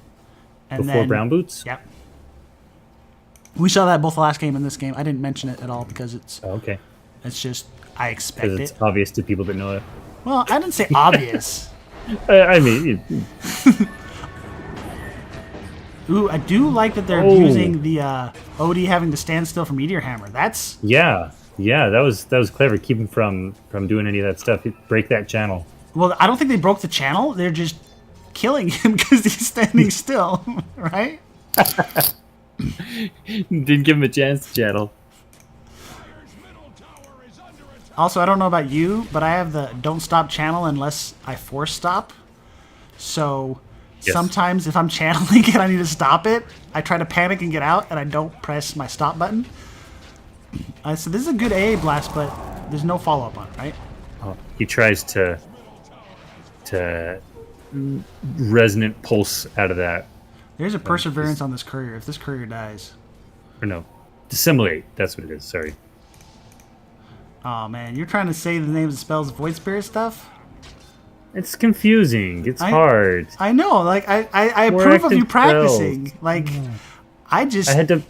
I moused over in everything, but I moused over the wrong one. I'm going to call it circles and line, okay? He lined out or he circled out. Does that work for everyone here? I feel like geometric shapes is something we should all have familiarity I can handle with. that.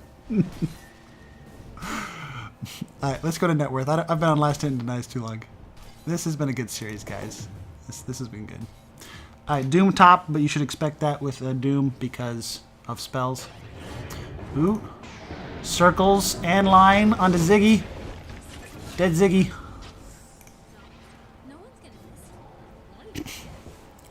Yeah. This Weaver Hoodwink combo is Yeah, I think Lemon Snow Cones is regretting letting that one through. They're Letting the just Weaver through. they're much more letting comfortable in Void the through. heroes, and so they're making the better decisions about when to hang out with each other, right, and when to do other things. Yeah. Like, hey, I need to be in this area. Oh, I can get there. Like, you know what I mean? Like, they're not undying in the side lane. They're not Death Prophet into a team fight while ulting. Like, they're just. AA Blast have been on point, but the problem is with AA Blast, like AA as a hero, is you can't do anything on your own, right? A Witch Doctor, you can take someone from 100 to 0 with your combination, right? Yep. But AA can't do anything by himself. He's strictly. He's got the setup stun, or no, he's got a He's got a stun follow-up that needs to be set up. Yeah, Follow-up stun. That's what he's got a damage that needs follow up. He's got a follow up team fight spell. Like he's all just set up or follow up, right? There's no I can do this on my own, which is why I think those type of heroes you'll see a lot more in pro play than in pubs, successfully. Oh, pardon me, successfully done. Because they're tuned around, kind of towards the average, right? So these pro players get the most bang for their buck. Oh, good setup. Stun, AA Blast. Very nice. We saw the time lapse, though. And time lapse is going to save me. It's going to be enough. Guess what? Time lapse just sets my HPs to stuff. It doesn't heal me, so AA Blast don't stop it. I think we're diving too deep here, guys. By guys, I mean Night Stalker. You're baiting your team into following you. Yeah, coming up onto this high ground, I don't think Doom's down on Void. Doom.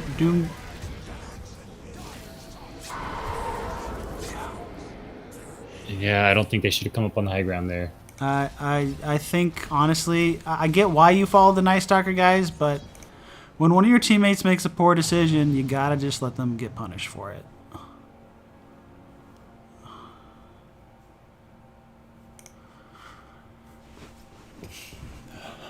So, and this is honestly where we've seen Vainglory just in this series fall apart, right? Is they do really good in laning stage, and then they make some like weird macro decision on where to fight or what fights to take or who to take it with, right? Yeah. And they were playing so comfortably. I think this was their big first loss. yeah, But I don't know if they gained a gold lead though. Previously, they've got the kill lead, but it's. yeah, I didn't see how much was lost in that exchange on each side. Is there a way to recap that? Oh, I thought for sure Roxy was going to make it out of there. I stopped watching it because I was sure he was dead. The hero is half full. Nope, the hero is half dead. Or the hero is all dead in that case. No, I follow. That was beautiful. That is very true. I'm gonna try to use that more often.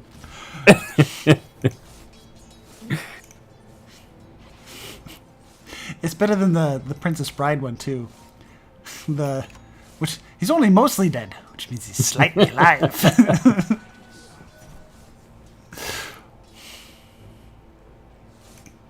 Yeah, Diffusal Blade on Spectre does mean that if you are hanging out by yourself, there will be death in your future. I don't know what the single ultimate orb is going. I guess it's the Sanjin, not the Yasha, the Manta style, but the Yasha is on the Yasha's on the courier. And then, What does the Manta help him dodge on this team? it's just when you ult to someone or you get someone alone, your illusions get your assassinate thing. What's this called? The Desolate. Yeah. So you just So do there's 3 massive amounts of desolates damage. going on you. Yeah. And the illusions on Spectre just scale really well if a target's alone. Both teams smoked up.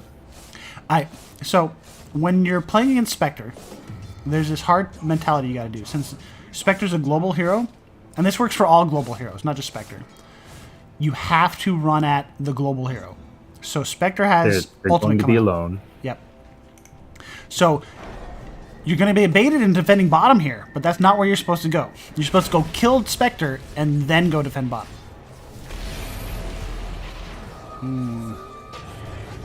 I feel like he Nice misclicked Doom on Terrorblade to keep him from sundering.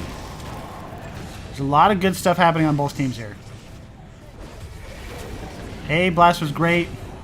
A lot of low targets here. The Doom's gonna die, right? Yeah, Luckily, he Spectre, chased down. like this worked because Spectre was at so low health that she had a back before ulting in. Did Spectre go into that fight? She did not. She also did not have ult before her team fought. I think that was a misstep on the side of Lemon Snow Cones. They're like, hey, like I don't know if they communicated it or not, but the haunt was about to come up. Like it was like a matter of like 5 or 10 seconds to be available. And Spectre hadn't gone back to the base to refill health and mana for the fight yet. So if Lemon Snow Cones had delayed that fight by like 5 or 10 seconds, I think it would have been like a 4 or 5 man kill for Dire. Now, they did lose 3 heroes and the push failed, but Terrorblade died, which is Yes. Well, I mean Terrorblade is still second highest net worth, so maybe it's not that big a deal. Well, Terrorblade is top net worth if you get rid of the Doom factor, right? Because Doom is getting free gold from one of the spells. It's like having an alchemist in the game. Like, I would Why say is he getting money? Oh, from Devour? consume. Yeah, devour. When you eat a creep, it gives you gold. So 200 gold every 70 seconds? 60 seconds? Like having a Midas. Yeah, that's 200 gold per minute. Like, can you imagine your games? Like, compare your 400 gold per minute to your 600 gold per minute games? So, it's better than Midas, I think, on the Oh, premium. you know, with the 7.3.1 patch, with all the new creep, all the new jungle creeps, and their ability reworks. Yeah. I remember thinking, oh, this is like a buff to Doom, having all these fun creep abilities. Yeah, I haven't. What's he got? He's got a mana burn and a mana aura. That's interesting. I like mana regen. So there's this new creep, the gargoyle one, or maybe it's a new spell for it. But I saw that someone was playing Enchantress, and you steal this creep, and it turns into like a Night Stalker vision. Like you click on its fly ability, and it starts moving slowly. It's like it's a bigger radius than Hawk, and it's flying vision. It's a really good. But you can control it, unlike the Hawk. You can move it around. Like so, it's like the Hawk where, it's not You invisible. can't move the Hawk after it's placed. Right. I was saying it's like Hawk with like the flying vision part. Ooh, Vic Yeah. got out. This is a dead hoodwink. Doom on the squirrel. AA blast to go in. Oh, dodged. But the OD is No, dying not top. dodged him. Top of the fight, not top of the map. Simulate coming Spectre, in. again, Spectre did not join the fight. Spectre did not have ult. So maybe Vainglory is just keeping track of when Spectre has ult or not. Like, sometimes you get luck into the right timings, and sometimes you actually really evaluate. Like, I feel really good when we make a plan like, hey, they don't have this, let's fight them. And then the fight goes, like, super smooth, and you're like, yeah. Right. We thought Now, that there's- through. There's still another 60 seconds on Haunt. I don't remember when that was cast last. It wasn't during a team fight. Because she didn't have it for the last team fight either. She must have used it at some other point. Yeah, we were busy talking about Doom, obviously, when she did it. I don't know if I like this this Roche. Okay, aggro, so he doesn't hit the... Come on, Night Stalker. Just go back to base, dude. Just walk to base. TP. Double tap T. Oh, you got us out. Okay, so Oh. they checked, they saw it. I think you can still fight it. See, Doom's coming in. No, back out of the pit, guys. You're walking. So Yeah. this... You, Why are there salves? Why are there 2 salves in his inventory? Why is he salving up? Why did he not just go back to base? What the blip happened here? Did someone have a shovel? Did he really buy? Oh. I know a scroll costs 100 gold, and that feels like a lot. But a salve costs 110 gold. Your hit point pool is like 4 salves deep. but there's no creeps to kill in the fountain. You don't want to go there. Oh, goodness.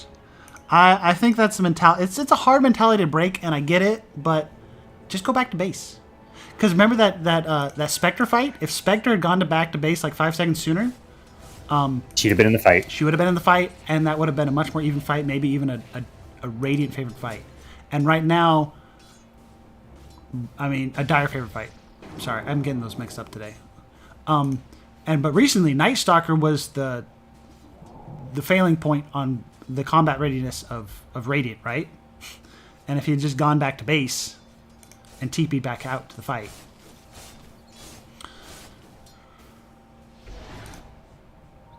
I don't know. Maybe combat readiness is a term people aren't expecting to hear or use or know. A little too militaristic. So, one misplay on Radiant here. You went for the Spectre. You were trying to kill it. But you had Terrorblade on the other side of the map. If Spectre had ultimate, I didn't see. Did Spectre die with ultimate? Spectre died with ultimate. Yeah. If Spectre had committed ult right there and just gone top, she would have lived, right? You think he could have got Terrorblade? No, you just go to It certainly would've Terrorblade. lived. You just go to Terrorblade and you just run away from Terrorblade, right? Yeah. Ooh, can this Terrorblade get out of this? I don't think so. Let's see. Is there He does Doom have available? ultimate. Doom's available. Team is here. Man, these comfortable heroes and their high mobility. All right, Doom Doom down on Night on- Stalker, but he don't care. Yeah. I think you needed to more quickly Doom on that Terrorblade. So what's Terrorblade doing with this net worth lead? Got Dragonlance. I like Dragonlance. Going on into a Terrorblade. Scotty. Yeah. I don't know if you get the melee version of the Scotty when you're in your metamorphosis, but you get it when you're not, right? I sometimes get Echo Saber on Dragon Knight because, you know, when I'm not a dragon, I like to hit things twice. That's right. I think you just get it for the stats, right? For illusions.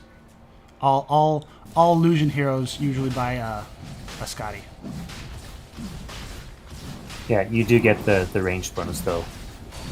Now what is Spectre building after that was from. Manta Diffusal? Okay, you trying to make me talk about useful things here? 2 orbs Scotty. and a point booster. That's a That's Scotty. also Scotty. Yeah. Okay. So both, I mean, and both the heroes have a respectably similar build-up. Like, they both go Manta Scotty, right? So it's Oh. Dragonlance versus Diffusal. So they're on the same item path. You know what just crossed my mind? What? I thought, man, this Terrorblade is strong. I bet this Terrorblade is past the point of no return. Guess what Terrorblade just picked up? Arch, if you're watching this, Should we make a prediction? I don't wanna. I think it's time to go I don't dive want past tier 3s. to. Either way, I'm sad. This is different. Naga did not have Sunder.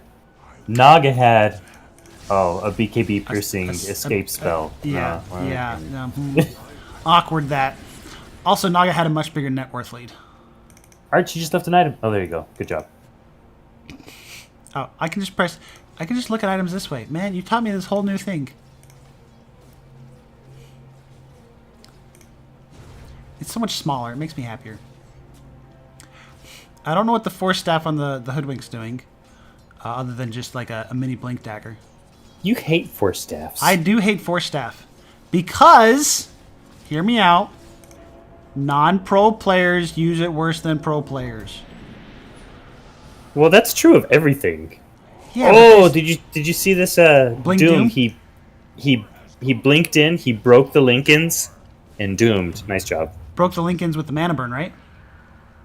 With something. Yeah, with his stolen creep spell. Doom's really good about stealing a neutral creep thing to pop Some it. targeted spell. Yeah. Yeah, but unfortunately, he just let his target walk away because he did it without the support of his team. So, game two... It's late enough in the game where he can't doom someone all the way to death. Sorry, it's so easy to talk about Doom. It is. It's a very tangible thing for a noob caster to focus on. Uh-oh. We're getting rulebook here. They're counting pauses That's on fair. Lemon Snow Cone. I don't want to intercede here, but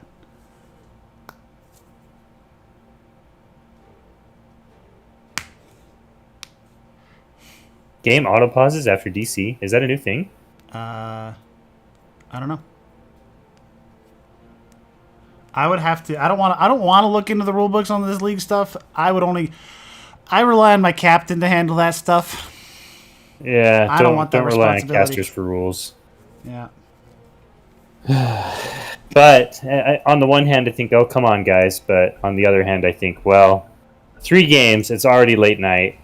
Yeah. I honestly, I wouldn't call it disqualifying, but I would call it, let's play through the disconnects after they happen. After the 6th time it happens. right, especially the time where he wasn't the Weaver that was dying. Where has he been during these pauses? Because if there's ever a time, you can just unpause, right? Even if auto pauses, you can be respectable to the other team's time and just be like, okay, we're unpausing. Sorry that it auto paused. Yeah. Because, especially if you're going to say, come on, I don't know. This is why I wish there was better communication between teams in gameplay. Yeah. Like, I was having this conversation with someone the other day comparing this to Magic the Gathering and in-person matches there. The etiquette is, it's a lot easier to enforce etiquette when the person is standing across from you and might hurt your face, or you can see the emotions, or, good dive, I think. I like this dive. Let's take the tower, please.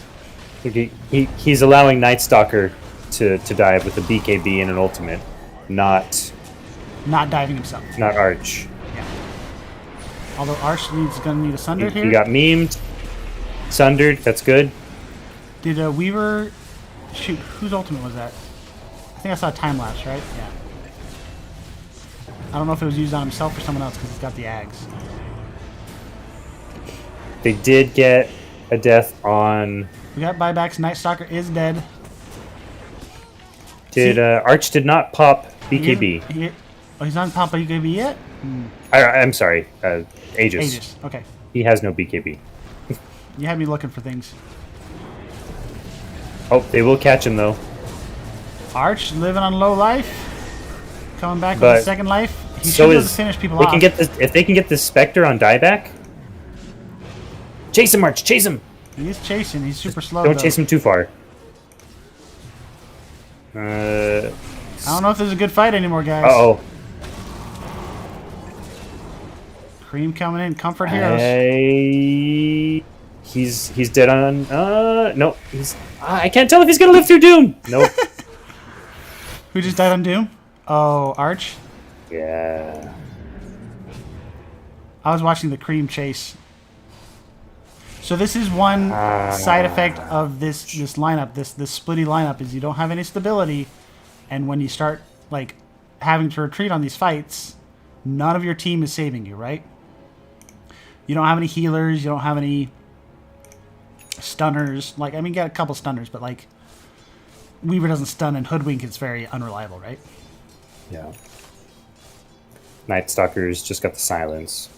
Yeah, and that's even unreliable because you got to be in melee range of whatever is threatening you. Yeah, you got to be on him. Yeah. So, I think. Ooh, Glyph's still available. Look at that. Vainglory feels like they're pretty good when they're playing ahead, and when they have to start backpedaling, I don't know if it's just compositions or players, but I feel there's a lot of. Get him! Oh! He hit him. Nice! What a skill shot! But it didn't get the kill. Didn't get the kill. It was a hey, I see ya. And actually, if anything, that might give away the word. If he'd have wound up a little longer. Man, yeah, but I think the range, there's a range issue. Yeah, lanes are being ignored while everyone's dead. Because you lost, most of your cores. We didn't talk about it because we were talking about manners, but they did lose this bottom tower to a split pushing Spectre while they were pushing mid. And they did not get racks on that mid. They only got the mid tower. I mean, where they lose bottom tier 2? Yeah, so they lost the bottom tier 2 for the mid tier 3 without racks. I think at 33 minutes, I'm okay with that. But that tier 2, like, now you have to start worrying about them being able to cap your outpost. Mm-hmm. I almost like my bottom. I don't know. I'd rather maintain us losing no tier 2s than gaining one of their tier 3s, right? You know what I mean? That whole And if you're not going to be able to take the racks. The racks with it. Yeah. It's just that protecting that lead, right? So when you're ahead, sometimes the best play is the least risk. Of course, they didn't know they weren't going to take the racks. That's true. It was a really good fight. But when the buybacks happened, like if Lemon, so reverse teams. Lemon Snowcones was on the offensive, and Vainglory bought back and was coming back to defend. Lemon Snowcones would have retreated, right? Very likely. I mean, that's what we've been praising them for so much recently. I mean, that hasn't come up. They've retreated as soon as they take the racks. That exact situation hasn't come up, but I feel like that is the sort of restraint that we've seen them. Oh, you know what? There was a time that they unsuccessfully were taking high ground. There was a time they were pushing high ground, and they're like, "No, we got to get out," and they just left. And they smoked out even. Yeah. To prepare for reinitiate, which didn't happen, but they were prepared for it. So you're right. You're right. Every team has their strength and their weakness, and I feel like if Vainglory is going to learn something from Lemon Snowcones, it's when to get out of dodge. You know, part of what makes Lemon Snowcones a strong team, I would guess, is this is not their first season playing together. This is not their second season playing together. This is, I mean, I played in season 31 and 32, and they were a team in this lineup, or at least very close to the same lineup. Yeah. So they've got a cohesive element. That's true. That's fair. And Vainglory is a brand new team, right? Or at least this lineup of it? Yep. It is not their first showing. These players are not, first-time players in AD2L or competitive Dota, but this is their first time playing as a unit, as a 5-stack together. To be fair, I've been super impressed by their cohesiveness as a team. I've spoken a bit about it, and from what I can glean from him, I think it's a lot to do with, like, I think the ranks don't matter too much, right? But everyone on their team is like the exact same rank, like within 1 or 2 stars of each other. Yeah, right? They are all mid Crusaders. Yeah, there's no Archon players thinking they're the best. There's no Herald players with low self-esteem or something to prove. There's no, like. I take that comment personally. I took the first one. I tried to jive myself a bit. You take the first comment personally. The first one was not meant as a good thing. The first one was a really bad thing. Archon players that say, "Man, I matchmake at Legend." It's like there's just everyone's mentality is very similar, right? And when they're making mistakes, they're usually making those mistakes together. For a brand new team, I think that's pretty good. Just looking at items here. Double mana boots, I usually don't like that. Unless I have a really big reason for it. So this says that Vainglory is 13k ahead. Does this look like 13k ahead? Or does this feel like 13k ahead? I think it feels more even than this, doesn't it? It feels more even than this. The map says it should be bigger. And that's the Doom factor. So what's happening in team fights? Is it just that... Are they fighting into the Undying too much in the AA? Or is it AA is just a really good defender? I think that's what it is. Roche did just come back online. Because all the fights that have been being lost recently are high ground ones, right? And so that always kind of skews your... That was the last fight.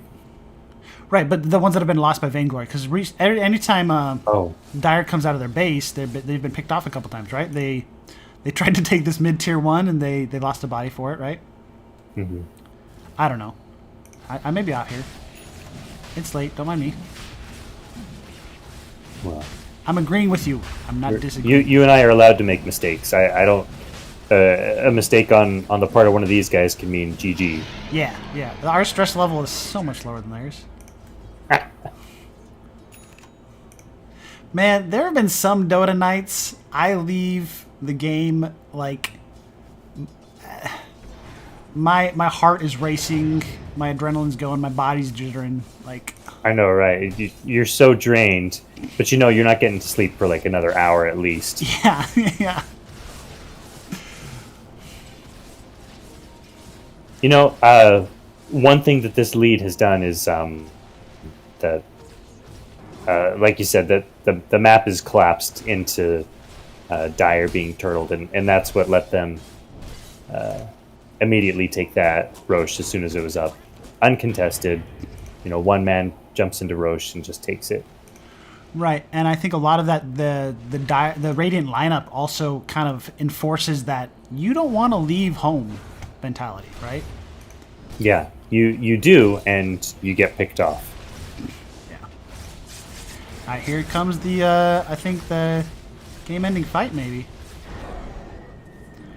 That metamorphosis is what they need to siege this. Arch being very patient with his meta because he knows he has Aegis. Like I feel maybe that was just a Naga issue, right? Maybe he used Sunder to stay alive. That's one life. He hasn't used meta yet, though. They are picking on him. He has died. They got a kill on Doom, instant buyback. Arch is invis and seen out. Oh, no. Nope, it's not a Naga thing. So Sunder, there's a though. Weaver save. A Weaver. Was that Weaver save instead? Oh, my goodness. That was a Weaver save that time. 12 more seconds on Sunder. If he needs to use it. Oh, You need to keep an ally next to him. Oh, the moment someone left his, like, Cream left him, and I don't know if you saw it, but Spectre just ate him alive right afterwards. Yeah, those Spectre daggers. Oof. What did they get for it? Another tower. They're still fighting. These supports are still doing their thing with the Void. They just got another... dang it, they still haven't gotten any racks. Spectre is just too tanky. What's your answer to Spectre right now? A stable hero that you don't have. I think you need to kill everyone else. Yeah. Which they almost did. They almost did. Backing from the tombstone. Okay, that's good. I was gonna say you need to back, and they all immediately back. Like no one tried to stay and fight it like that, baited by that tier 1 earlier today. Right. What's this purple circle thing? That's the gem. The gem of True Sight on Vitruvius. The activation on it. Oh, it's got an active. What's that? What's the active do? It gives you a high ground. Gives vision. true sight over 300. You can deward things? Yeah. You can deward high ground with that? Yeah. But it only works for invisible units, right? So it doesn't give you flying vision, but if there's a ward there, you'll see it. But not an obs. Oh, yes, an obs. Yeah, you'll see an obs. Because it's invisible, right? Yeah. I was just making sure that like there was no confusion of like it's weird because I've used it before and I was confused like I'm not getting vision of the spot because it doesn't give me vision of the spot unless there's something invisible there, right? So it doesn't. Can you attack it? Yeah, you should be able to attack it. I think. I've never actually. I tested it when it first came out. And I don't remember. It's very funky and unintuitive, but it works. Why should it be intuitive? This is Dota. I hope there's not bad feelings about these disconnects and pauses. Yeah, I really wish, like, if I were to step in, I would suggest, hey, Radiant, unpause. Like, I don't think Radiant is even realizing that they should. Radiant doesn't want to unpause and catch them unaware if they weren't ready. Right. But you notice they did immediately come out and say, we're good, you can unpause Dire. Oh, did they say that? I guess I wasn't reading the chat. Okay, so they did Yeah. that. They did that. So I don't know if they can still pull out a rule book and say, "But you paused this many times." Certainly, they wouldn't try and call a forfeit. They would just say, "Time's up. We play." Right. Right. I don't know what the rules are, and I don't want to look it up because I don't want that headache. But Yeah.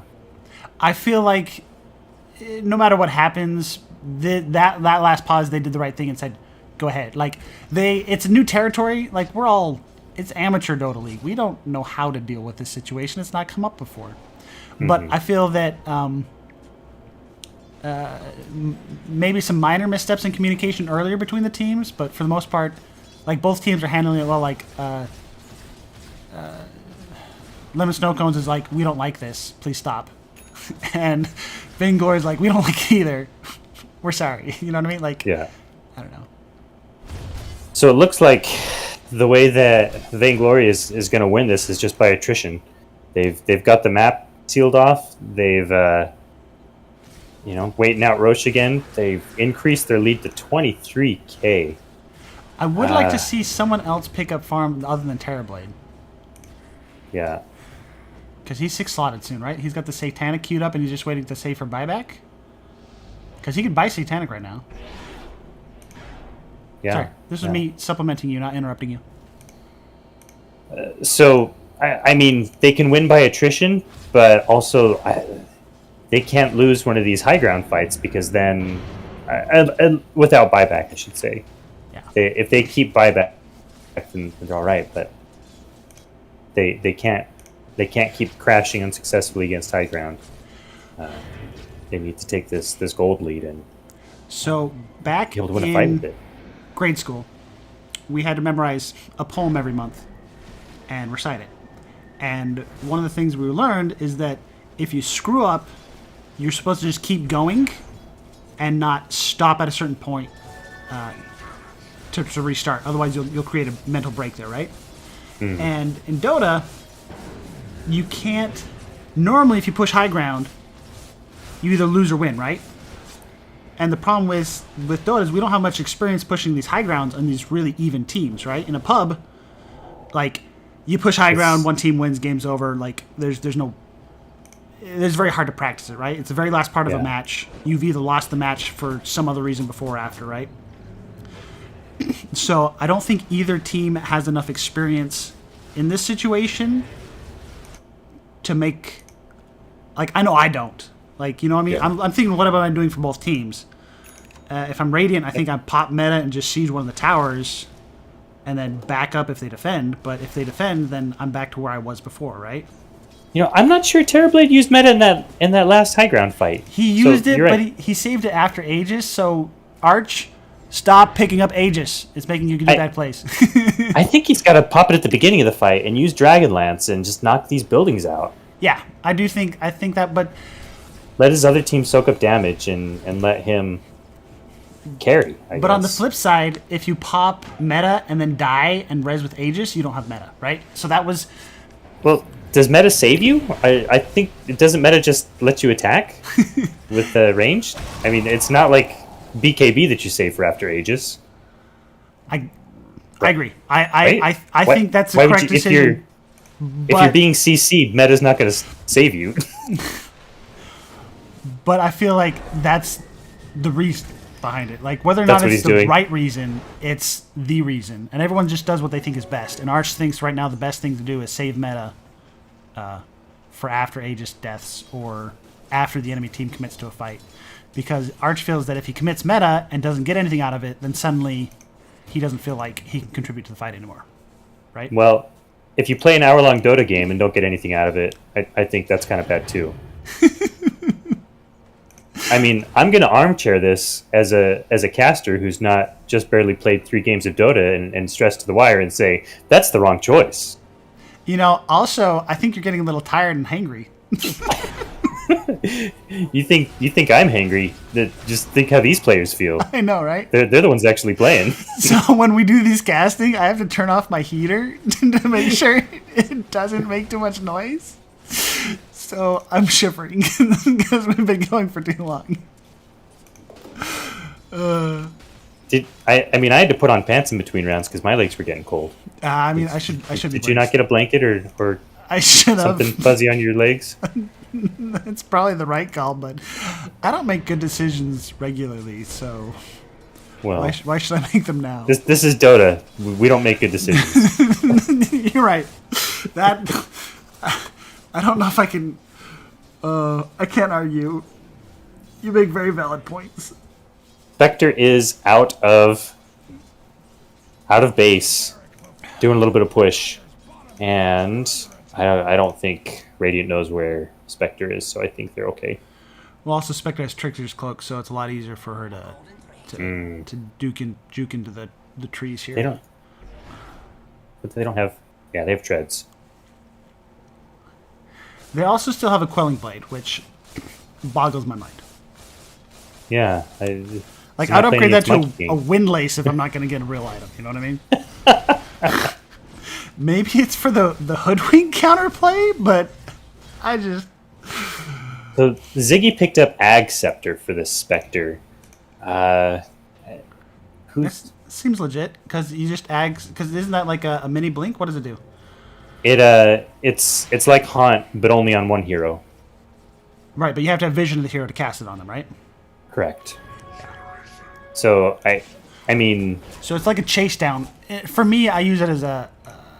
I don't play much Spectre, but I see it used a lot as a. Oh, this person's getting away from me, and I don't have Spectral Dagger. So let me do a mini haunt. Close the gap. And close the gap on them, and it also casts Dagger, allows you to chase them down, right? Okay. I mean, for me, this is like every time I'm on the map as a support, I'm Spectre on top of me and I'm dead. Yeah. I don't think these supports are showing in lane though, right? No, that this is. I mean, in this game of attrition where Lemon Snow Cones is all turtled up, I don't think it's that helpful. Oh, I see what you're saying. Maybe they got Ags so long ago. Spectre doesn't want to jump out of base it's also, onto a support or anyone else. Well, but if you do that and then immediately TP home,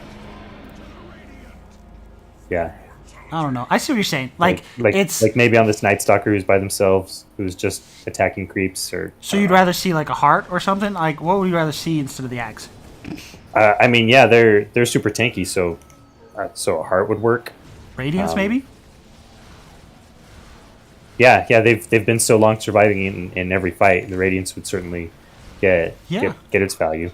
Yeah, for us armchairmen at home, I think a Radiance would definitely fit out the Ags better here. But again, they may have gotten Ags when the game looked a lot different. Yeah, and the Ags makes a lot of sense for these two squishy supports, right? It's like turns Absolutely. you into a Night Stalker. Especially these not just squishy supports, these elusive supports. Radiant might be making a mistake here. Weaver's not with the team. Weaver is your save. Like, hey, well, let's push two lanes at once. And again, Arch is hitting towers without using... Meta. Saving this Metamorphosis. Why save it? Arch ditched the Dragonlance. Am I on the wrong person? No, Arch did... Oh, he sold it in general. Wow. Yeah. All right. Team fight going down. He's going to die. He's going to res. He's going to meta. He's going to die again. Meta pop, but no illusions with it. Still has Sundered. Still has Satanic. Lots of ways to save himself. Satanic doesn't save you with the ult on you. Okay, Sunder does. Spectre and OD died and bought back. Satanic was used already, even though it's not going to help you. Let's see. That was a Weaver save. Arch is dead. He did not buy back yet. Has buyback. Holding it. Night Stalker buys back and TPs immediately to the enemy jungle. So Spectre didn't get Radiance because Doom has Radiance. Okay. Doom is actually... Radiance does not stack. No, it does not. I still wouldn't mind it, just because it's a strong damage item. It's good for you. It's just surprising to see this Sure. metamorphosis. Oh, metamorphosis happened that time. Yeah, it did. Just I would start with it. I agree. We have the better vision, the hindsight, you know. Right. Okay, fighting without your carry, but they're fighting without like. There was these like two BKBs just kind of like posturing at each other, like, Yeah. hey. I tell you what though, they did get that tier 1 mid. 52-minute Bam. tier 1 mid. Got it. Only 42 minutes after you really want it. I tell you what, this mid OD. Oof. You know, he doesn't have any items for us. Let's look at net worth here. Night But- Stalker, not doing well. OD, not doing, like, close to well. Oh wow. Yeah, they're on support level gold. Yeah. But when you're not able to leave base for, the last half hour, Yeah, I do. that is one thing that team fight allowed them to do, is they have left the base. They're good at. Do they have neutrals? You would think that Vainglory would have learned this by now. Put the Aegis on the Void. Well, obviously they're not listening to this cast. You know what? Actually, I really wonder. So usually I expect the losing team to not listen to our cast at all, like after the fact. Yeah. And then only the winning team looks back and says, "What did we do right?" and to feel good about themselves. I actually wonder if both teams watch this one. Are they going to watch this and just think that we're total a-holes? There is that. We love you guys. You're excellent Dota players, and this is tons of fun. We enjoy this a lot, and we definitely respect you for being the players and us having the easy mode here. Don't take our comments personally. There we go. My comments are persons too. Comments lives matter. There's just too much net worth onto the pause one. Yeah, I mean, you see that 40k gold net worth lead, and you think, man, there's no way they can lose. Oh, well, it's all on one person. You can't use it. Yeah. Like, I would like to... Go ahead. Did Spectre just get Heart? I think Spectre just bought Heart. The recipe is flying out to him now. They are breaking this high ground. Maybe. Or they're making an attempt to break the high ground. Maybe if we use meta? He's only saying his illusions. He's not actually going for it. He's not committing. They did get the bottom racks, right? So they did split push that off. I would like to see this Weaver have more net worth and just have a Desolator and just go kill buildings, right? Sure. In a game that goes this late, Yeah. go ahead and transition your... it's not like you're stealing farm from your core at this point. Yeah, your carry, like, Moon Shards and Ag's Blessings is the only thing he can do left. Like, he's already got the Ag's Blessing. I lied. All he needs is a Moon Shard to be, like, 100% out. Yeah. You can't upgrade any more items. He's even at to the point that he's swapping in BKBs and Manta Styles, right? Like, that's just wasted money, in my opinion. Oh, wow. Yeah. Maybe a fight up top. Meta committed. He's doing it. Because that meta Scotty is so good. Okay, do we have the Weaver to He's save you? doomed. Can you save you? Weaver saved. Oh, but right into the OD ult. Oh, and dead with the Ice I feel like Blast. you're dying, you just gotta right click your way out. Yeah. TB bought back, TB teleporting in, does not have meta. I think you guys all back off, go defend bottom lane, contest He's going the to take on Roche. Ziggy alone. Not alone. There's He's a got break. Vit there with him. He's got Void there with him. He's got Weaver there with him. No They detection, are letting Spectre go away, which is the right move. Attack everyone else. Get Spectre later. Nice.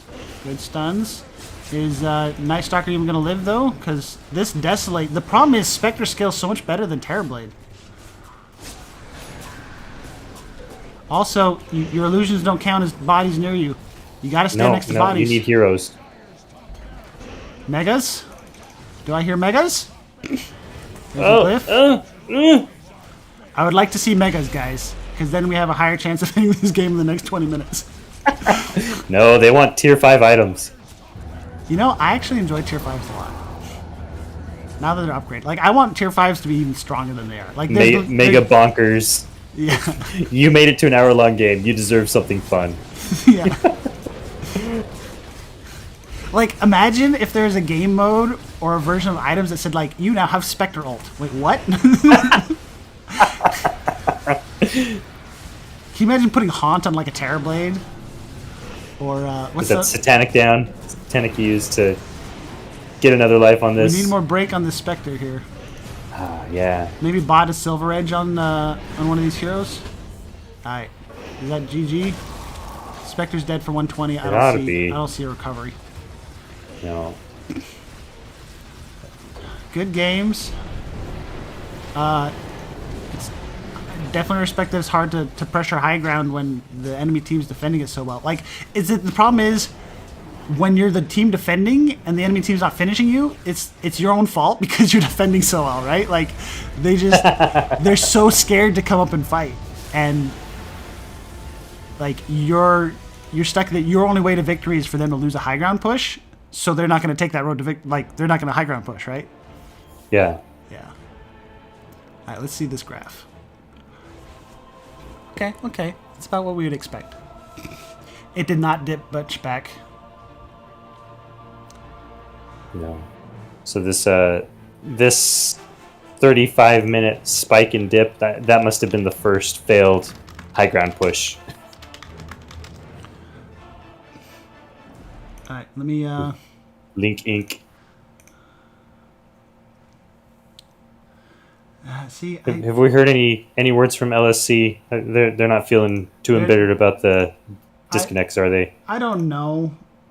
It's really hard. Like, they haven't said anything in response to this, but I do feel that maybe there's a little too much of aggressive GGs going on right now. I think OD did say GG well played in the game, Oh, okay. but haven't heard anything from Ziggy. I'm sure they're just beat dead tired. Yeah, it's grueling, and being in that game, your adrenaline's high for so long. Yeah. My comments are. Oops, I did this the wrong way. How do I? I'm so bad. Do you need a link? I'm trying to get my link. Yeah, let me help you. I think I'm almost there. Where's my mouse? The problem is I have multiple YouTube accounts, so I can't navigate through all the things the way I want to. Decker Tech. I got it. Live now. I think I got it. The problem is I also can't let the movie... Anyway, we're good. Good stuff. GG both teams. Final I thoughts? almost beat you. You know what?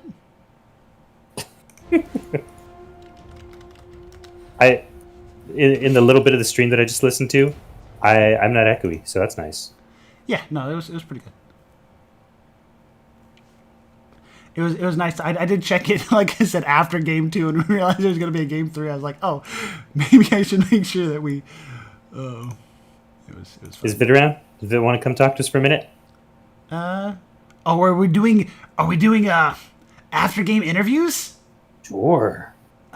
I don't know. Should we talk to Arch? I just want to talk to Vit. I don't see him. Can I invite him to this channel again? Yeah. It didn't work.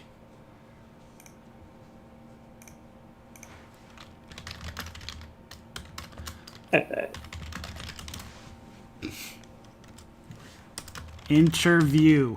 There. Or we can just talk to him otherwise, without recording. I don't care either way, right? Yeah. Yeah.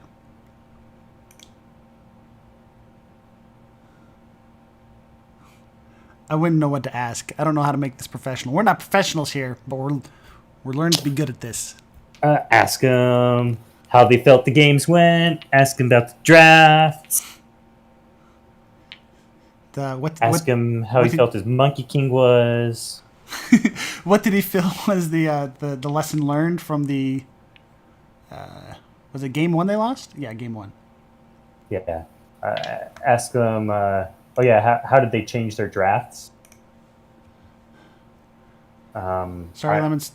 Go ahead. I want to know how he feels about Aegis carriers. Is Ziggy team captain? Who's Yes. the? Do you have Ziggy's Ziggy info? is the other team captain. I don't have. Unfortunately, I don't have Ziggy's Discord or anything to mention him. And I don't know how to set that up quickly. Oh, were you going to invite Ziggy? I mean, I'm fine with either captain coming in and talking about it. How do they do that in the? Don't they bring both teams in, or is it only just the winning team to talk about it? I feel like that's a little biased. I've only ever heard him bring the winning team in. I mean, I guess the losing team is just not in the mentality to want to talk, right? Yeah. That's fair. He has not responded to me, so I don't know what that means. I also don't. He passed out at his computer. It's possible. He'll wake up with keyboard marks on his face. Too bad, but like it doesn't like imprint the letters. Like, why do you have blim on your forehead? Div. Well, we should take it as a sign then. Yeah. Oh, here he is. Do you guys want the other guys to join too? Your team? Sure, your call. I'd like to. Well, it's just Cream and Arch. So the Yeah, team sure, bring him in. Bring in Arch. I have questions for Arch. Oh please! Oh please! Oh please! Oh, that was the longest, most intense league game I've ever had. Yeah, we were feeling it, and we weren't even in the game, so. Okay, they're joining. Hey, Arch, welcome. GG. That was a spicy game. I'll say, how's your how are you feeling after those games? How's your endurance at the end of that game 3? I mean, if I hadn't done like some stretches in between the two games, I would be in a rough spot right now. I'll be honest. Getting the blood moving was very key to not feeling like shit. That's fair. The when you kill Roche, do you guys have a discussion about who picks up Aegis, or is it just assumed you? Well, it's assumed Arch. it's assumed me, and I'm the one that's hitting the towers, right? Right. If Cream was, I mean, also Cream is like very hard to kill for their team. Like, they have almost no stuns other than Doom. That's fair. So in my mind, well- I just felt like, give it to me. Fuck Yeah. it. Because on both the heroes, there's something we noticed on each of them. For Terrorblade, we noticed that On the Naga game. You want to do the Naga game first? Yeah. Okay, go for it. You. Well, we had just barely said, okay, this is an unstoppable Naga. This is the point of no return. This is GG. This is going to be the last fight. And then Naga picked up Aegis and proceeded to die. And then the fights were looking good again, and you guys were pushing high ground again. We thought, okay, here it is. This is going to be the game-ending fight. And the Naga picked up Aegis and went in, and the fight fell apart again. And we thought maybe the Aegis should go on someone else, and Arch will be a little bit more careful in the fight. I mean, that's definitely fair with the Naga game. I think that was a tricky one, though. They had really good high ground defense. Yeah. Navigating those chronos is certainly clutch, and they had such good damage to throw into the chrono as well. Speaking of chronos, there was this one chrono out of Roche Pit. My goodness, like Mega Matt here was like, wait, why didn't Void do anything during that chrono? Why didn't anything happen? I was like, dude, there's a song playing next to him. He's lullabied. Like it was. That got was us such real good, bad. Having the patience to hold the song until he chronoed, that was great. Yeah, I mean, I was just hoping I didn't get caught in the chrono. Mm-hmm. Yeah, there was some fun little counterplay there. Well, we're gonna stick a little longer on this Aegis topic. I think the just one more question on it for the Terrorblade. I figured you're saving the metamorphosis for after the Aegis because you don't get metamorphosis if you res, right? But what do you think about if you had done it the other way around and started with metamorphosis? Do you think what would have happened there? I think that's what I did the second Aegis, and we got a lot more building damage and a lot more like damage during the fight. I think, in all honesty, I probably just needed to get an earlier Ags so that I could use the fear and just kill the buildings with the Ags. Oh, I guess I didn't even look at the Ags. What does the Ags do? It gives you 10 seconds of metamorphosis and an AoE fear. Okay. You Okay, just so chase their heroes away and hit buildings. Yep. that makes a lot of sense. Yeah, that explains. Like, because there's one time I was like, he meted, and then I was like, wait, meta didn't last that long. Like, Is that the shard or is that the The scepter? Ag Scepter, yeah. Did you buy out on? And I don't see it in your stash. he has so an I'm Ag just wondering. blessing. I just got the blessing. Oh, you from got the Roche. blessing from Roche. Yeah. But I think I should have that's right. purchased it I mean, instead Arch, of going Sanjin Yasha. yeah, Arch was shuffling 7 items instead of 6. Like by the end of the game. He was 7 stacked instead of 6 stacked. Yeah. How did you guys feel about the lineup on the first game? Because it felt like you guys were going strong, but at some point the game just turned around. I think it was the fight we took bottom where we thought we could kill the Luna, I think. Yeah, it was a Luna. Yep. Yeah, and 3 of us, died there, and then because Undying was top and Drow was farming, and I think game went downhill from there. Right. We did notice there's kind of some positioning issues where some of your teammates. How do you guys feel about like who was in like pushing out side lanes and stuff? Because Drow, like the Naga pushing, we noticed Naga pushing side lanes was a lot safer than when the Drow was pushing side lanes, right? The Drow did get the top tier 2 tower, but then paid with her life for it, right? Is there? Yeah. You guys discussed that at all, or? I think we discussed more our gameplay. Okay. Not the map movements or whatnot. More like we drafted in the first game for them to come into us and then us to fight them. But we never really had like really great initiation game 1. Okay. And our team likes to chase people down and gank. Yeah, you do.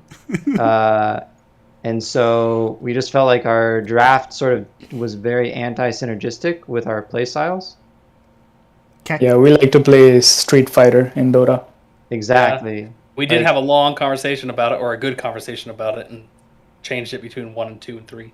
It was definitely noticeable on our end, because like especially game 3, I feel like you guys all went to comfort heroes. Yeah, like Yeah, they didn't ban the Weaver. They didn't have a chance to ban the Void Spirit, so we got those. I mean, I And wouldn't then- call Terrorblade a comfort hero for me. right. Well, I'm gonna say outside the pause one because obviously you kind of get stuck with the like the pause 1s, pause 2s. Sometimes it's just like, well, I guess I'm playing this hero today, right? Yeah. Yeah. 4 of us got our comfort picks, I feel like, that game. Yeah. Except Arch. Yeah, my hotkeys for the Terrorblade Illusions were not ideal that game. Well, that's fair. You at least know your hotkeys. Me, I don't play Terrorblade because it has illusions. Like, See, Naga's great because you can just have 4 hotkeys. Mhm. You know, you get hotkey for main hero, hotkey for, 1 illusion, hotkey for 2 illusions, hotkey for Manta, and hotkey for an illusion rune. Bam. You're set. Yeah, that does sound easy. that sounds like I need another hand to Pretty play easy. Dota. Like, maybe if I had a 3rd set of digits. Arch did do us a favor and only had 1 drink before the game, so It's true. It's it was true. very, very nice. Yeah, we had some cases of beer brought to my work, but I said, I'll only have 1. That's fair. You didn't need one like between game 2 and 3 though to. I don't keep beer in my house. Okay. I get too much free wine, so I gotta drink that, or else my girlfriend will start throwing it out. Okay, that's fair enough. We'll go ahead and crack them open now because you guys had a well-deserved victory. Yeah, I got some champagne in the fridge. I'll probably have a sip. Any parting thoughts you guys want to add? We gotta hear Obi, dude. Obi has to have a shout out. I got no shout out. It was a good game. Yeah, the Doom was very good. I think that was the most threatening person on their team. I was constantly avoiding the Doom. The I think it's just catch it Doom, and then that was it. Yeah. Yeah, he was getting his money's worth out of each of those dooms for sure. well, good stuff, y'all. I think I'm gonna end the stream there, but we can keep chatting afterwards. Cool. GG and congratulations, guys.